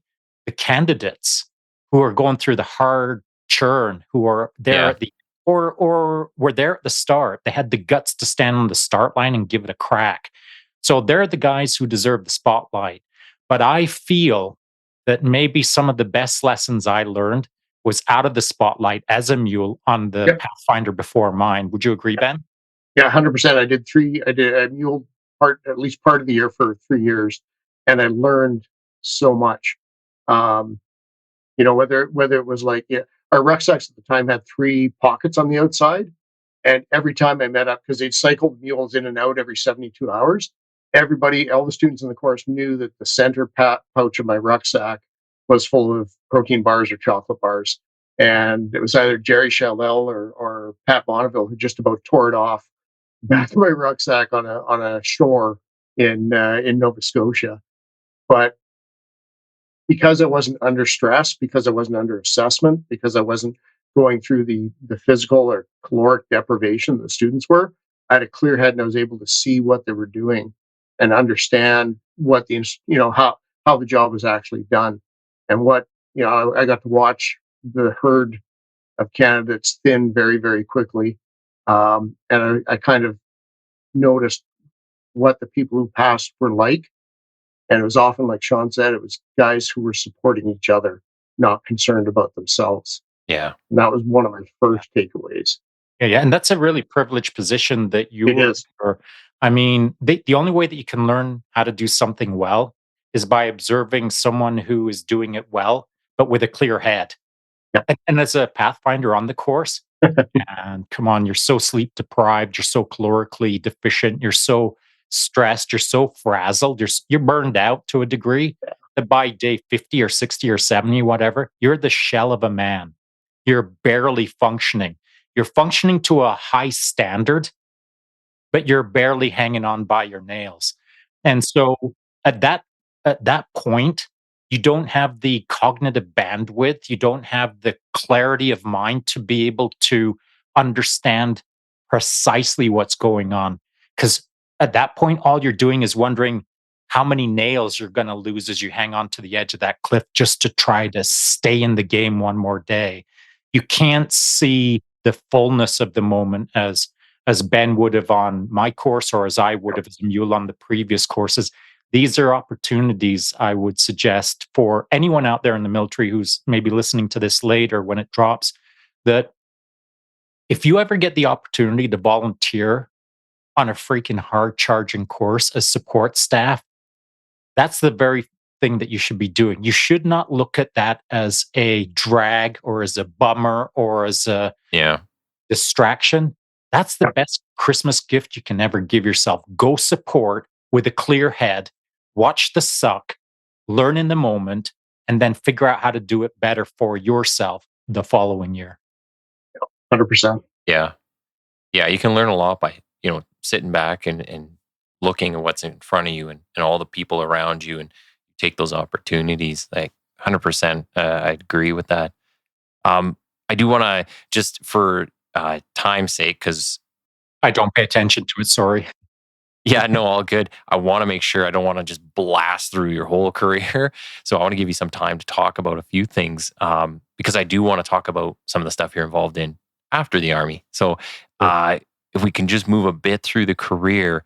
100%. You went through 2 commando. You came across Ben there as well? Yeah, we would have bumped into each other. I mean, not like it's not like we were hanging out clinking beer glasses on a regular basis. When I first noted Ben, I think I might have already said it, I just noticed a keen young man who was aggressively trying to get better at his job. And so I always made note of someone who was in the game, And I mean, not like participating, I'm talking about crushing the game. And so if Ben didn't know how to even spell 2 commando at the time, didn't matter to me. I just got a vibe off him. I just knew that he was going to be a guy who would go places because he was in the game. Yeah. And so, we didn't hold hands and watch movies together, but I did make a note of Ben when he showed up for sure. It's always Yeah. cool. And I think about this when I have my own recruits or people, new guys to the team that I work on now, and you just can see like the drive is there and they're just taking all the opportunities and they're diving into all the things. That's where I find a lot of the inspiration now, as being especially one of the older guys on the job, which I'm not like super old, but definitely older than a lot of the people coming up and getting in. So, and sorry, Ben, I didn't mean to cut you off there if you were talking. Not at all. No, you didn't at all. No, it's I think the lesson with what Shaun was talking about is be aware that like I didn't even know that anybody even knew I was alive in 2 Commando. Like the culture at the time was you were an FNG, you were a new guy, Mhm. and uh, I probably ran my mouth more than I remember, and certainly more than I should have. But I tried to just kind of shut up and watch the people who were, like you say, the screwy suit, who are in the game, guys who are playing for real, guys who understand that what they do matters. Um, so I think the lesson that I can take from that is to just buckle down, do your job. People will notice. Yeah. Don't worry about the people who. And there's lots of people who will, as soon as you stick your head above the crowd, as soon as you're anything other than that minimum standard, um, will try and shout you down. I eventually learned. So you talk about rifle team, Shaun. Did you ever run around across Keith Cunningham? He was an Oh, yeah. RCR. Yeah, Okay, yeah. So Keith is Mr. Middle Management, Mr. Positivity, right? And for about 2 or 3 years shooting with him, he's like, "Oh yeah." And then one day we were shooting C3 as a target rifle, and we walked back, and I was not just pacing with him. My points were I beat him in a couple. and he started beaking me. He's like, he starts cutting on me, right? And I'm like, thanks, coach, right?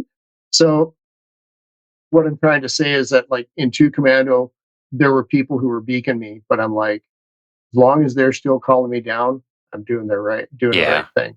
Yeah. And when they start liking me, then I got to question myself.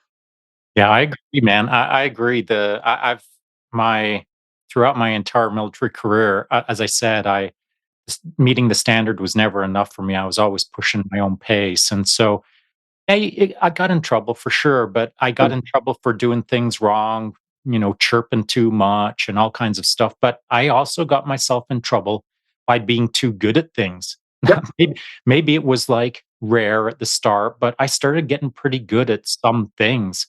And, that would rub people the wrong way who'd been in the game 10 years and I was only in the game.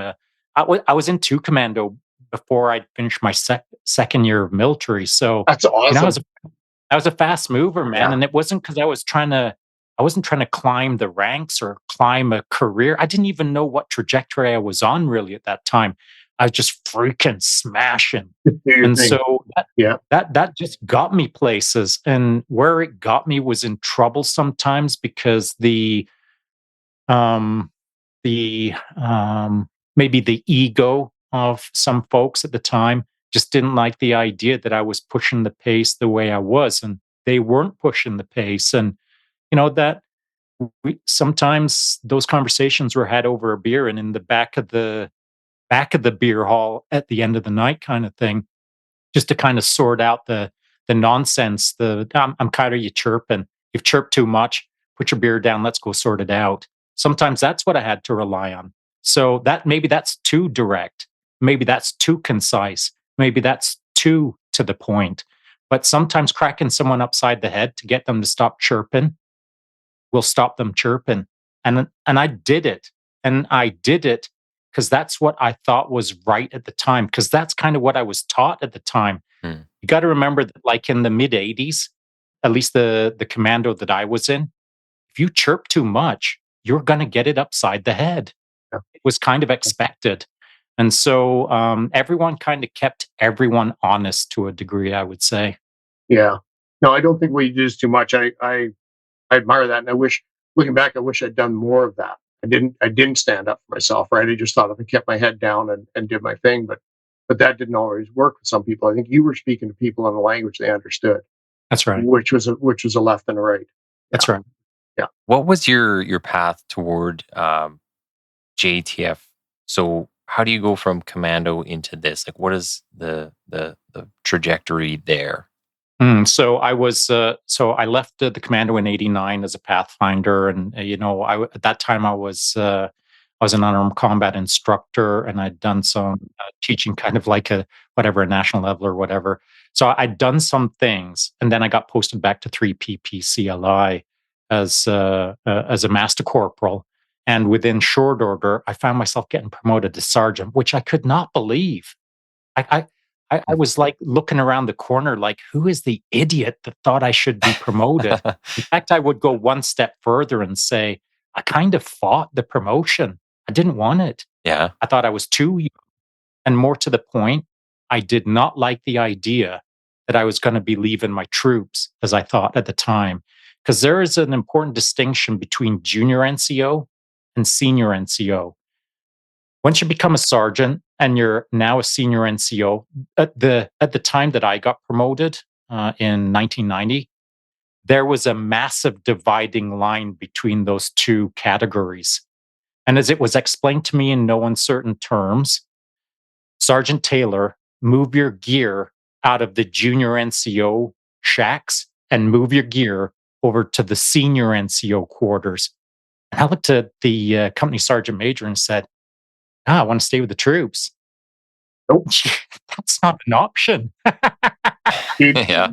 And so there was a phase of my young sergeant career where I had to figure out what side of the line I was on, because I didn't like the side game. Yeah. I just wanted to do my best as a young sergeant while not leaving behind, as I thought in my head, the junior ranks that I'd worked so closely with and felt so close to and responsible for. So there was a period when I got to the PP that I thought, oh man, I'm not ready for this. But as is the way, the military will put enough challenges in front of you, they'll never stop. So you've got to fix them, you got to face them, you got to work through them. That's what I did. And next thing you know, I was on to my next, I guess, trajectory, which was sniper course. Okay. And so the Army sniper course is, I would say, freaking hard. When I did mine, it was the first time that I'd ever failed so many times in a row. I was not used to failing. If I target locked my eyes on something and thought, I'm gonna freaking crack that out of the park, I usually had really good success rates. But showing up to the Army sniper course, I have already stated that I was an excellent shot. I'll own that. But what I wasn't used to was failing constantly, Constantly. back to back to back to back. And not just failing like, big deal, I failed. That's not the way I think. But these were failures that were like consequential, where the failure was, oh my goodness, like, am I ever going to are they going to let me stay on the course? Yeah. And that's it was back then. You didn't get too many strikes until you were bounced out. So there was a lot of pressure on the Army sniper course when you were on it to make no mistakes, even though you were going to make all the mistakes. And that if you were there at the end of the course, man, it's not that you were something special. It's just that you'd figured out a way to work through the massive failure rates. Yeah. Yeah. All I learned by the end of sniper course is a vague glimpse of how much I had to learn. I'd expanded my circle of ignorance, so I now understood my inadequacies. That's that like dude, like I'm right there with you. Like I legitimately packed my kit twice, put all my stuff in the boxes and the bags ready to go home twice before performance checks on that course. And it's Yeah. you guys, if you don't embrace failure, you at least got to become numb to it on that. Yeah, that's right.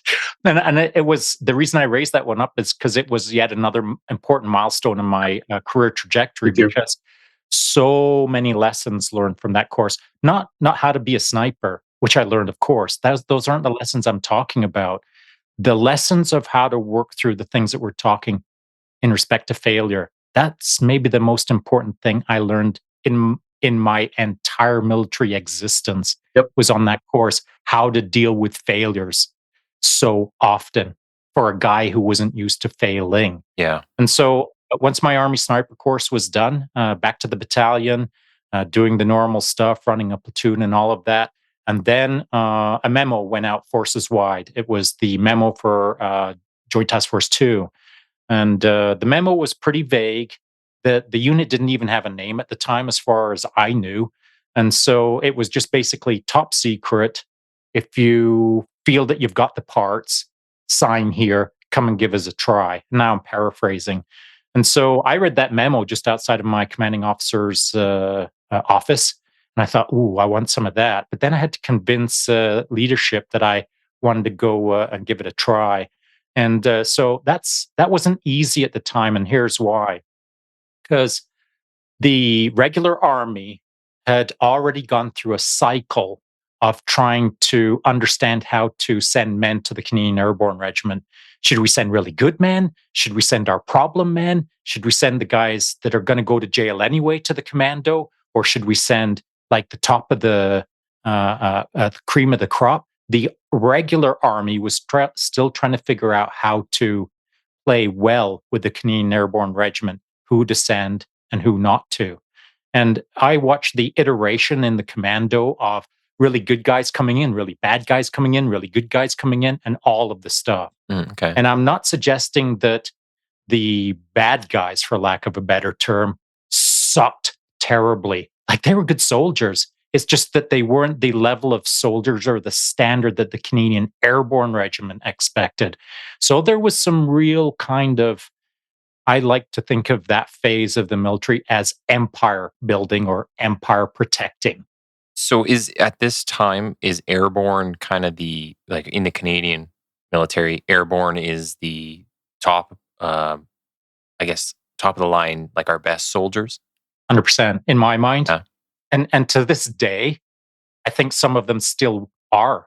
Like some of the Yeah. best soldiers I ever met are soldiers that were in the Canadian Airborne Regiment. Some of them, and of course, I know some other good soldiers in other Yeah. units as well. But Yeah. I felt that the Canadian Airborne Regiment at the time was the best representation of what should have been special operations. So at this time, there is no special operations at all in the Canadian military. It wasn't even a twinkle in anyone's eye. Hmm.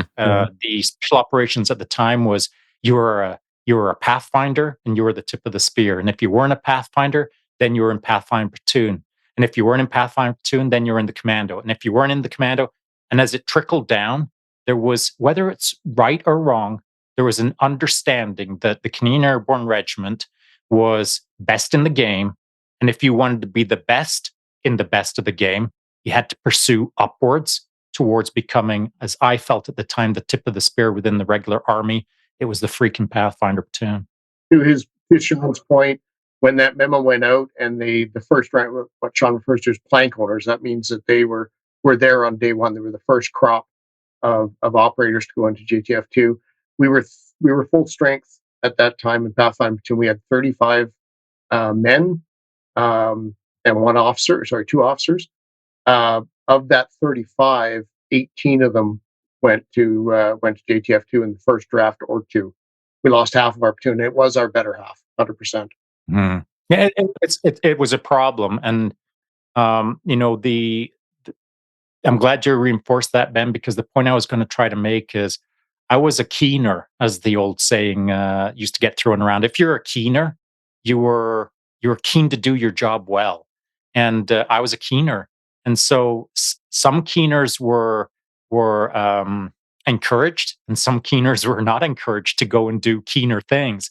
And so I was at a phase in my career where I'd been a keener long enough that I was kind of being identified already at that time. I had turned down the opportunity, we'll call it, or the recommendation that I enter into officer cadet training trajectory. So someone had already tried to make me an officer, and I'd said no thanks. I like working with the troops, so that's a no go. And then when I saw this memo, threw my name in the hat. At the time, we didn't know anything about selection. I didn't know whether you had to levitate or whether you had to swim or whether you had to, how fast do you have to run? Is there chin ups involved? We knew nothing. So I entered into that on day one with a complete blank slate, getting my ass whooped, not even knowing what was going on, just doing my best. Now, when I came back from that selection course, then of course the natural process was to then enter into the next phase, which was to become an assaulter, special operations assaulter, which you could then, if you passed all of that phase, you would go under observation for about a half a year, and then you'd get badged as an operator. Is that like observations, like probation, essentially? Yeah, you could call it probation, for lack of a better term, for sure. One thing I wanted to ask too is, just before we get further into that story, though, is what was kind of the impetus? Like, what's making them all of a sudden go, "Oh, hey, we need this now"? And where was JTF 1? Why 2? Where did that come from? Yeah, so the impetus was because at the time, as I understand it, in 1992, the RCMP Special Emergency Response Team, or CERT, as it was known and still is known, has got a storied history. They were our national asset at the time. And so based on budgeting at the time and based on their ability to perform at an international level, we'll call it, or the various roles that were starting to be better understood as future needs, because the world was changing at that time. Globalization and everything, yeah. All of it. It was starting, if anyone was paying attention, the world was starting to change. And so beyond the budgeting aspects, the RCMP, as it turns out, was a little bit more expensive than Shaun as a warrant officer making $5 an hour, straight up $5 an hour.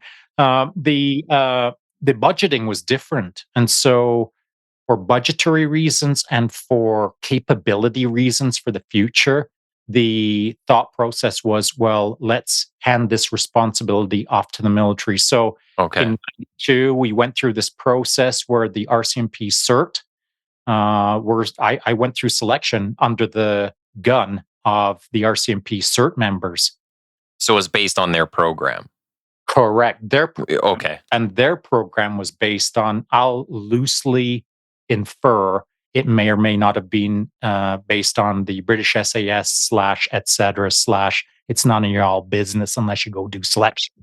And so all of that stuff was already well in place before Shaun showed up. And it was a very structured process that introduced all kinds of challenges and all kinds of interesting ways to shine the spotlight on truly what a person is. And so I went through that week-long process back to the battalion, and then as a young sergeant again. And then the next phase was, okay, you've been accepted onto operational training. So at that point where I was given the offer to go into something that none of us knew anything about, because it didn't even exist at that point, I was left with the choice of, well, do I go? Well, of course I'm going to go because it's right up my alley. I mean, if someone tells me that you're going to do stuff that we can't explain to you that's insanely hard, it's going to be mega rad, I'm already in my mind, you know what I mean?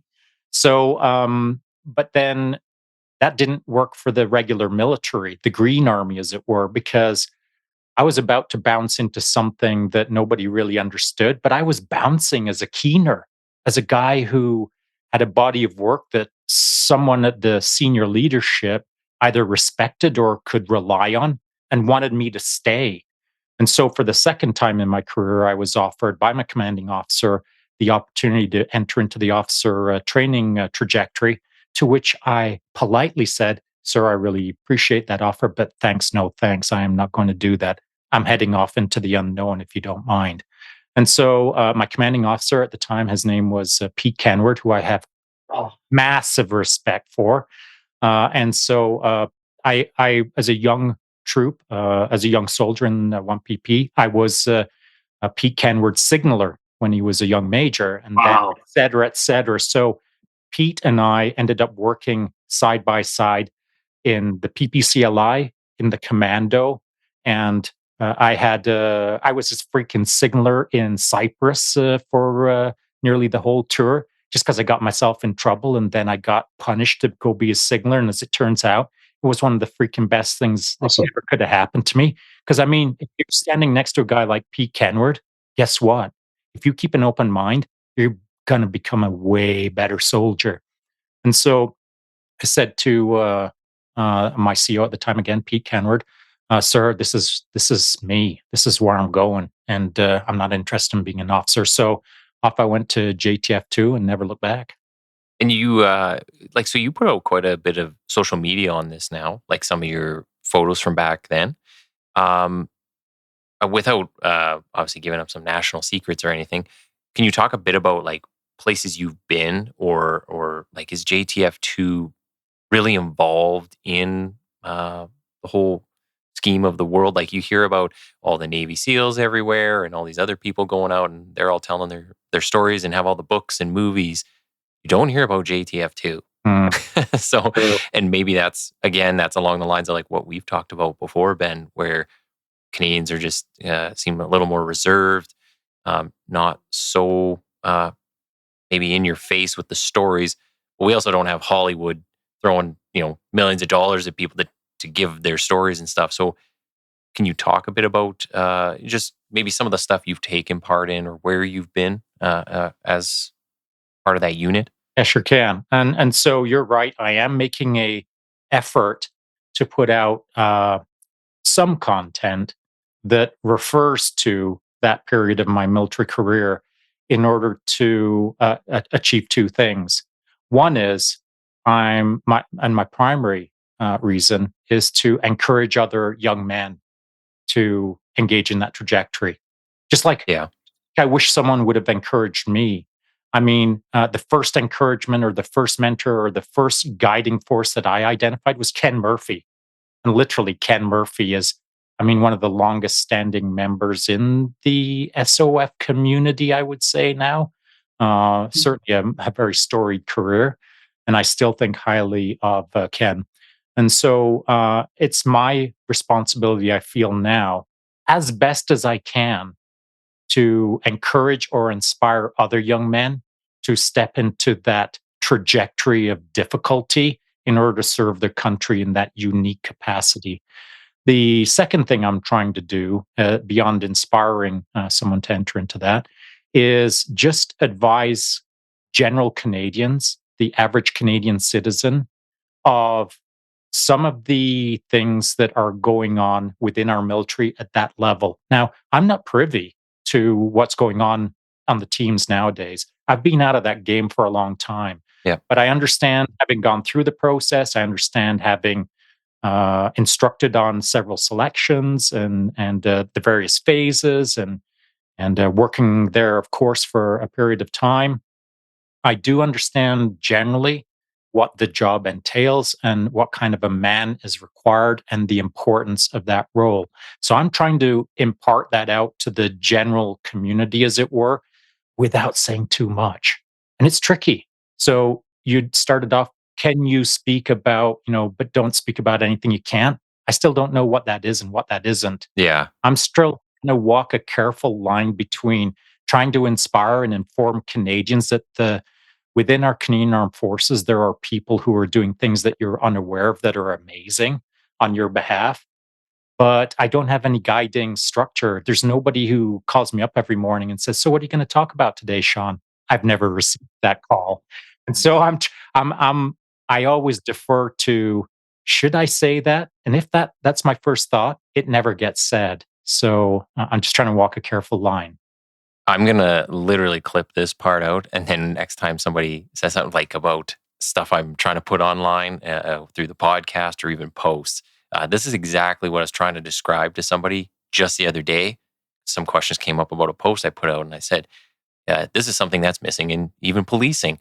Like, just now, recruiting is the smiling face with the tie and the forge cap, and they're super nice stuff." I was like, "Why don't you put out a picture of someone who literally is like covered in fire smoke, and it's like them dragging a person who doesn't want to get out of the building out of the building?"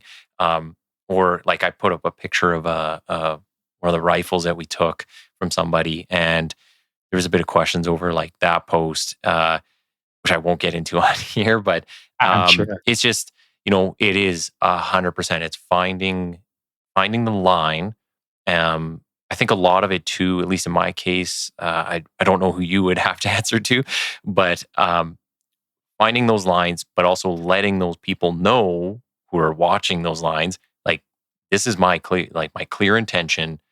If there's an issue, like, talk to me directly. I have no problem changing things, right? But yeah, I like the way you said it, so I gotta steal that and just play it for people. Well, I will also, I'm obligated to add this piece as well, because again, it's a failure, so I'll own it, and I learn lessons from these things. So in the past, in my social media, I've screwed it up. I mean, I've not screwed it so bad that I'm like, oh, I'm gonna have to hide in a cave for the rest of my life. And it's not that I've spoken too openly about anything in respect to JTF2, but I mean, I'm still trying to figure out how to do social media well. I'm still a bit of a noob at social media, so for sure I'm making mistakes on the regular. But my guiding principle is always to say less rather than say more, even though in my nature Yeah. I have lots of things to say, I suppose, but I try to hold some of that back. Yeah. Yeah. No, 100%.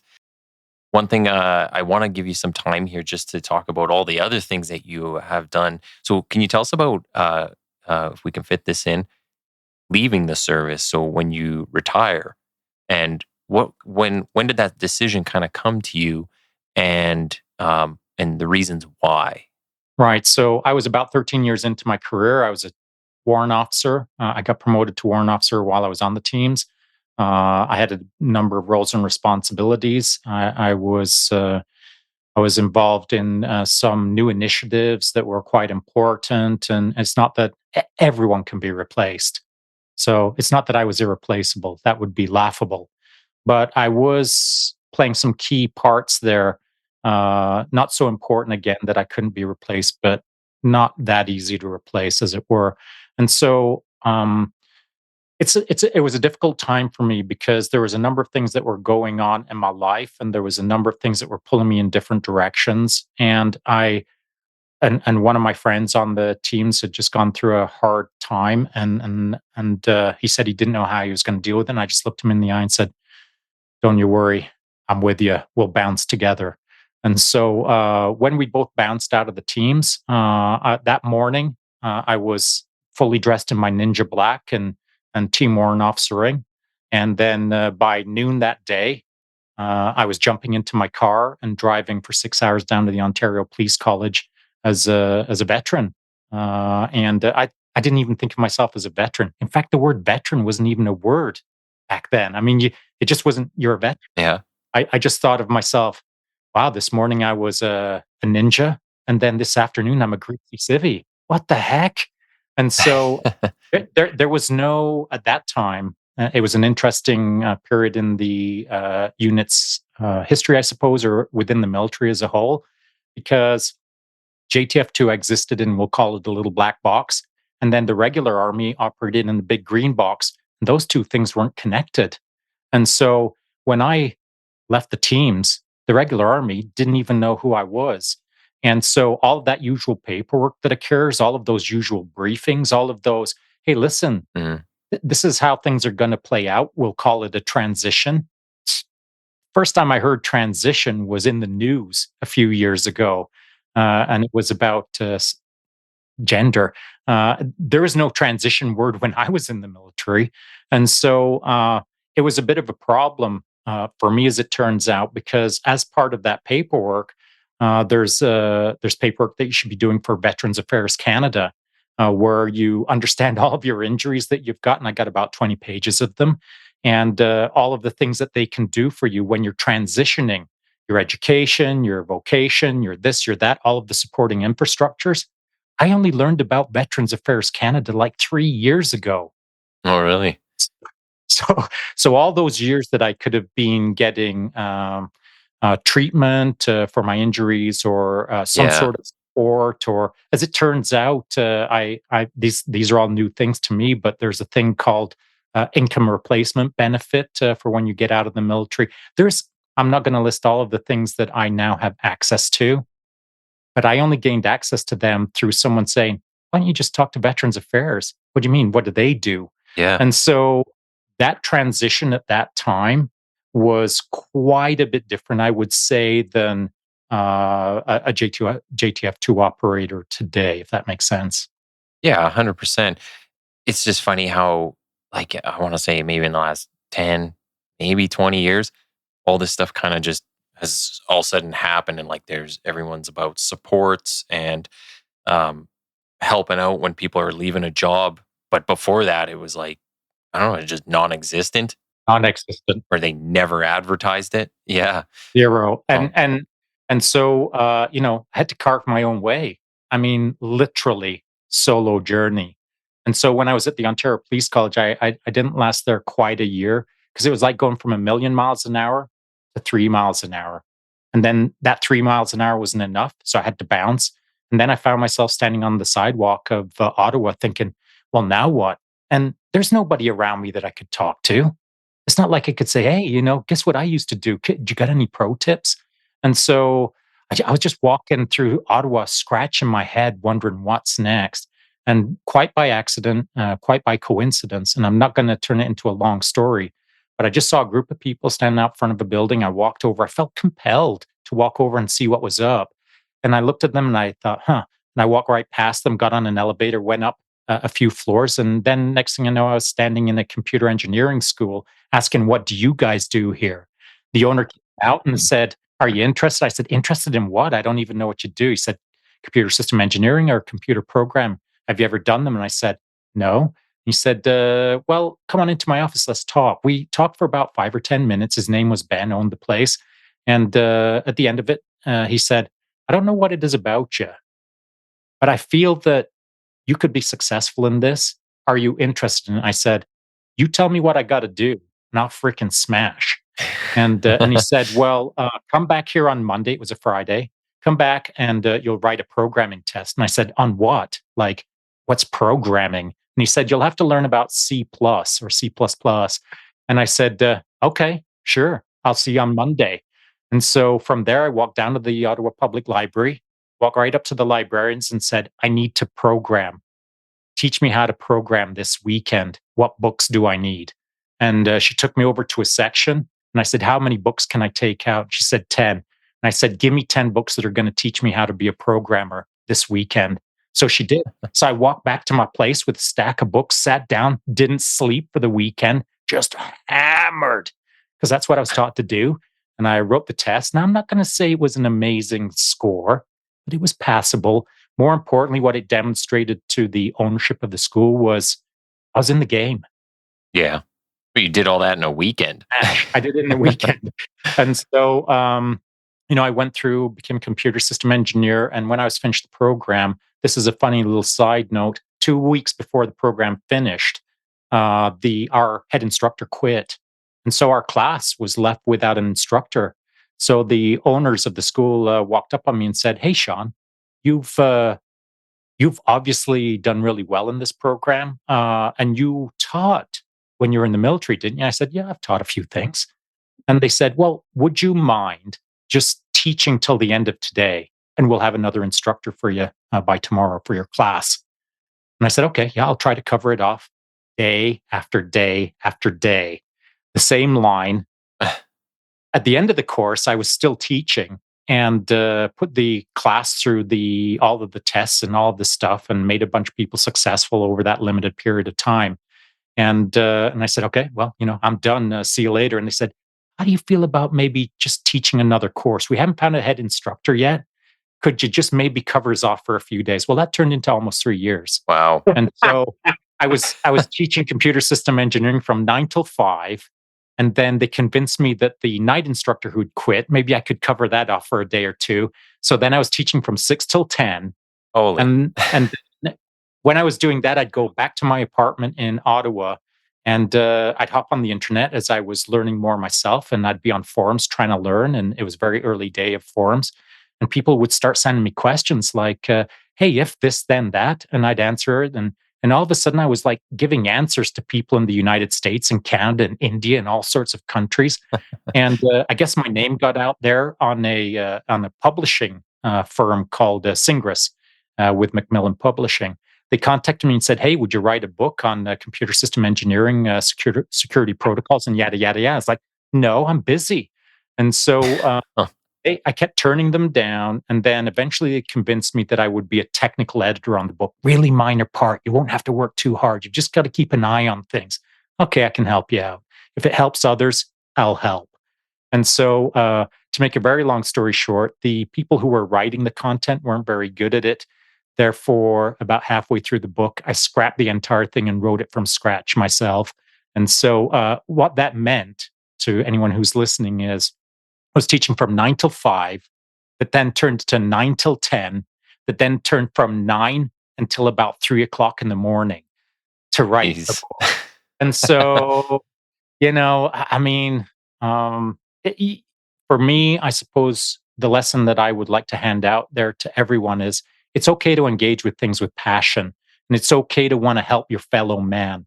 But at a certain point, you've got to realize your limitations, to which I rarely do. And so by the time I'd finished the book, I said to the ownership, hey, listen, you're going to have to find a new head instructor to run all of my classes and do all of these things because I'm burned out. I'm done. I am going to go on to the next thing, whatever that means. Now, they tried lots of ways to convince me otherwise, but it didn't work. Yeah. And so that led to me bouncing overseas and doing private security consulting. Well, one thing I want to make sure you get a chance to talk about the collective. So before we go, can you tell me, how did this come up, this idea? Chance touched on a little bit when we were talking to him, and we got like his version, but so you guys do kind of two roles there. So can you talk about collective and what you do with it?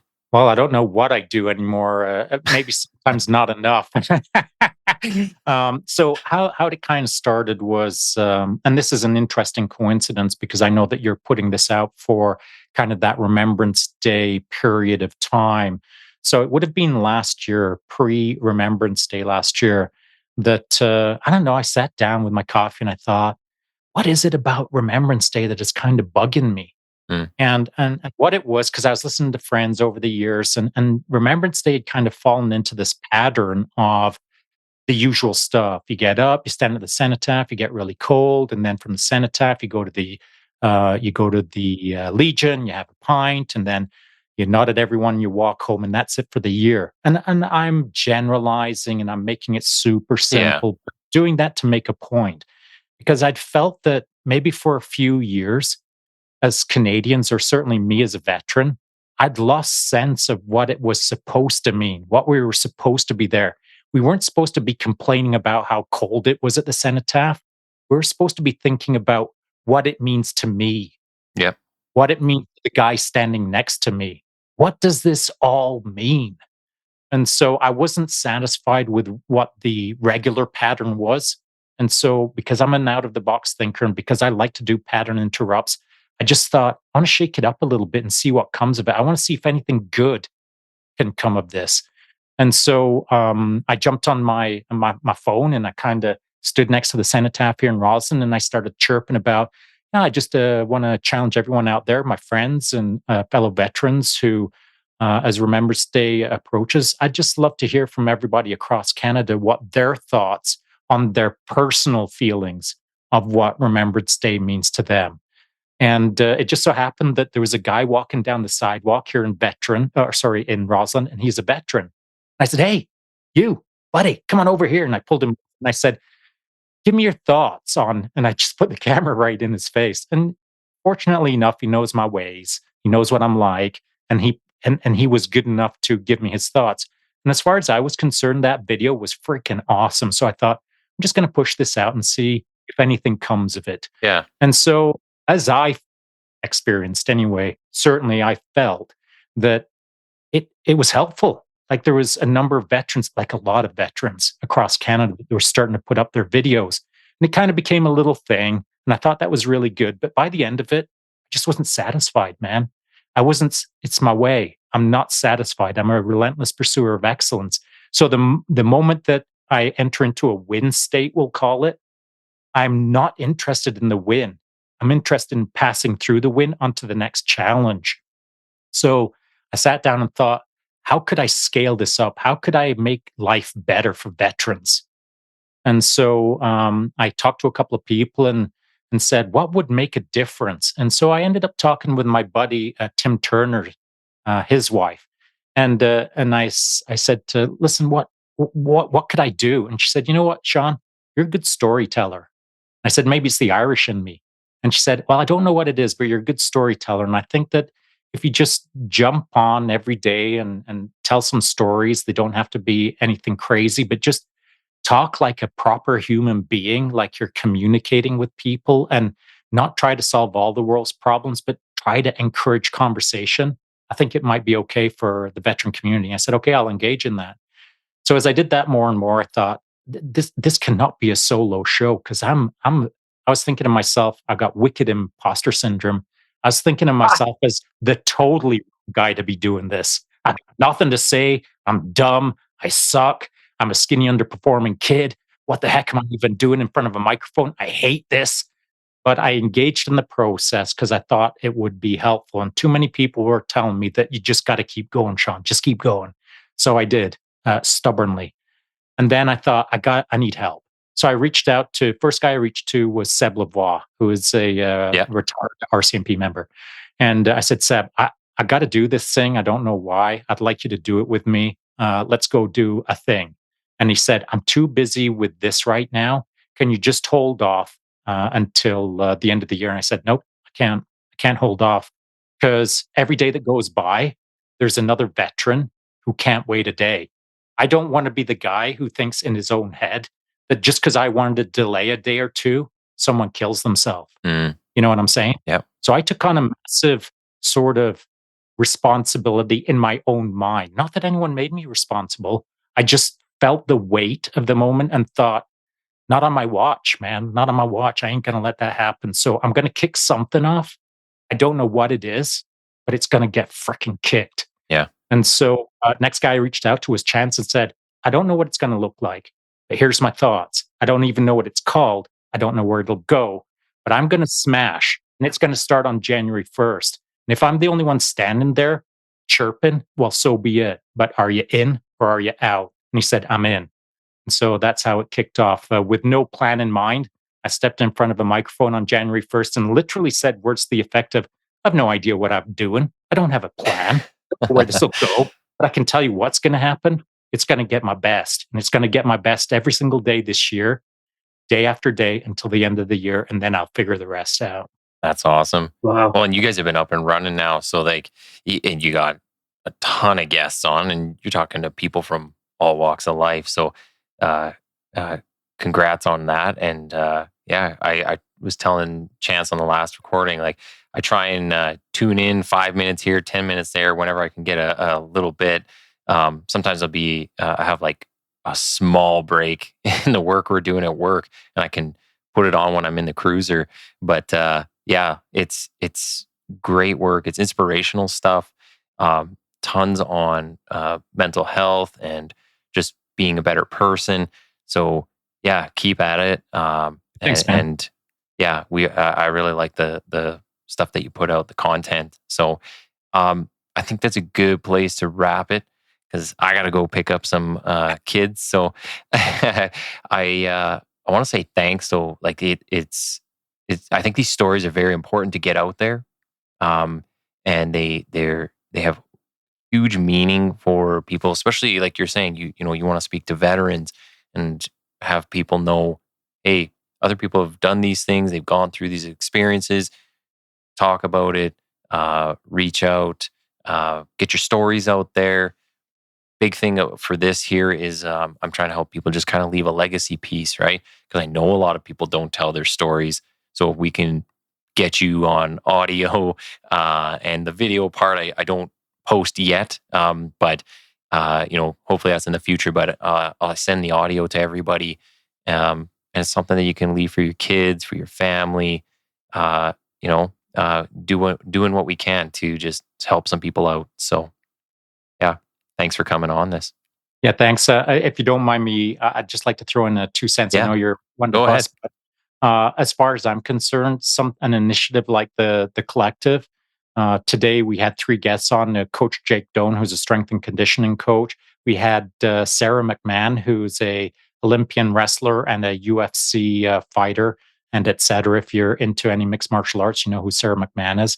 And the other individual was Dr. Gino, who is a human behavioral scientist who works with special operators down in the United States. So we're having a really wide range of guests over there. But more importantly, to your point on legacy, I ain't over on the collective trying to leave a legacy for my kids to watch these episodes because, quite frankly, they don't even know what I'm doing on podcasting.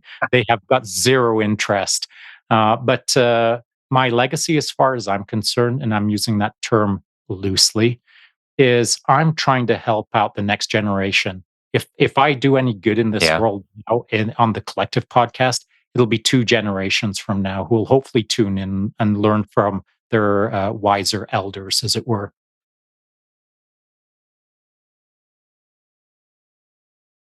That's good stuff. You got any final words there, Ben? Good, better, best, man. That's all we got. Just keep doing better and make her better, best. Thanks for both of what you do, both of you. Cheers, pal.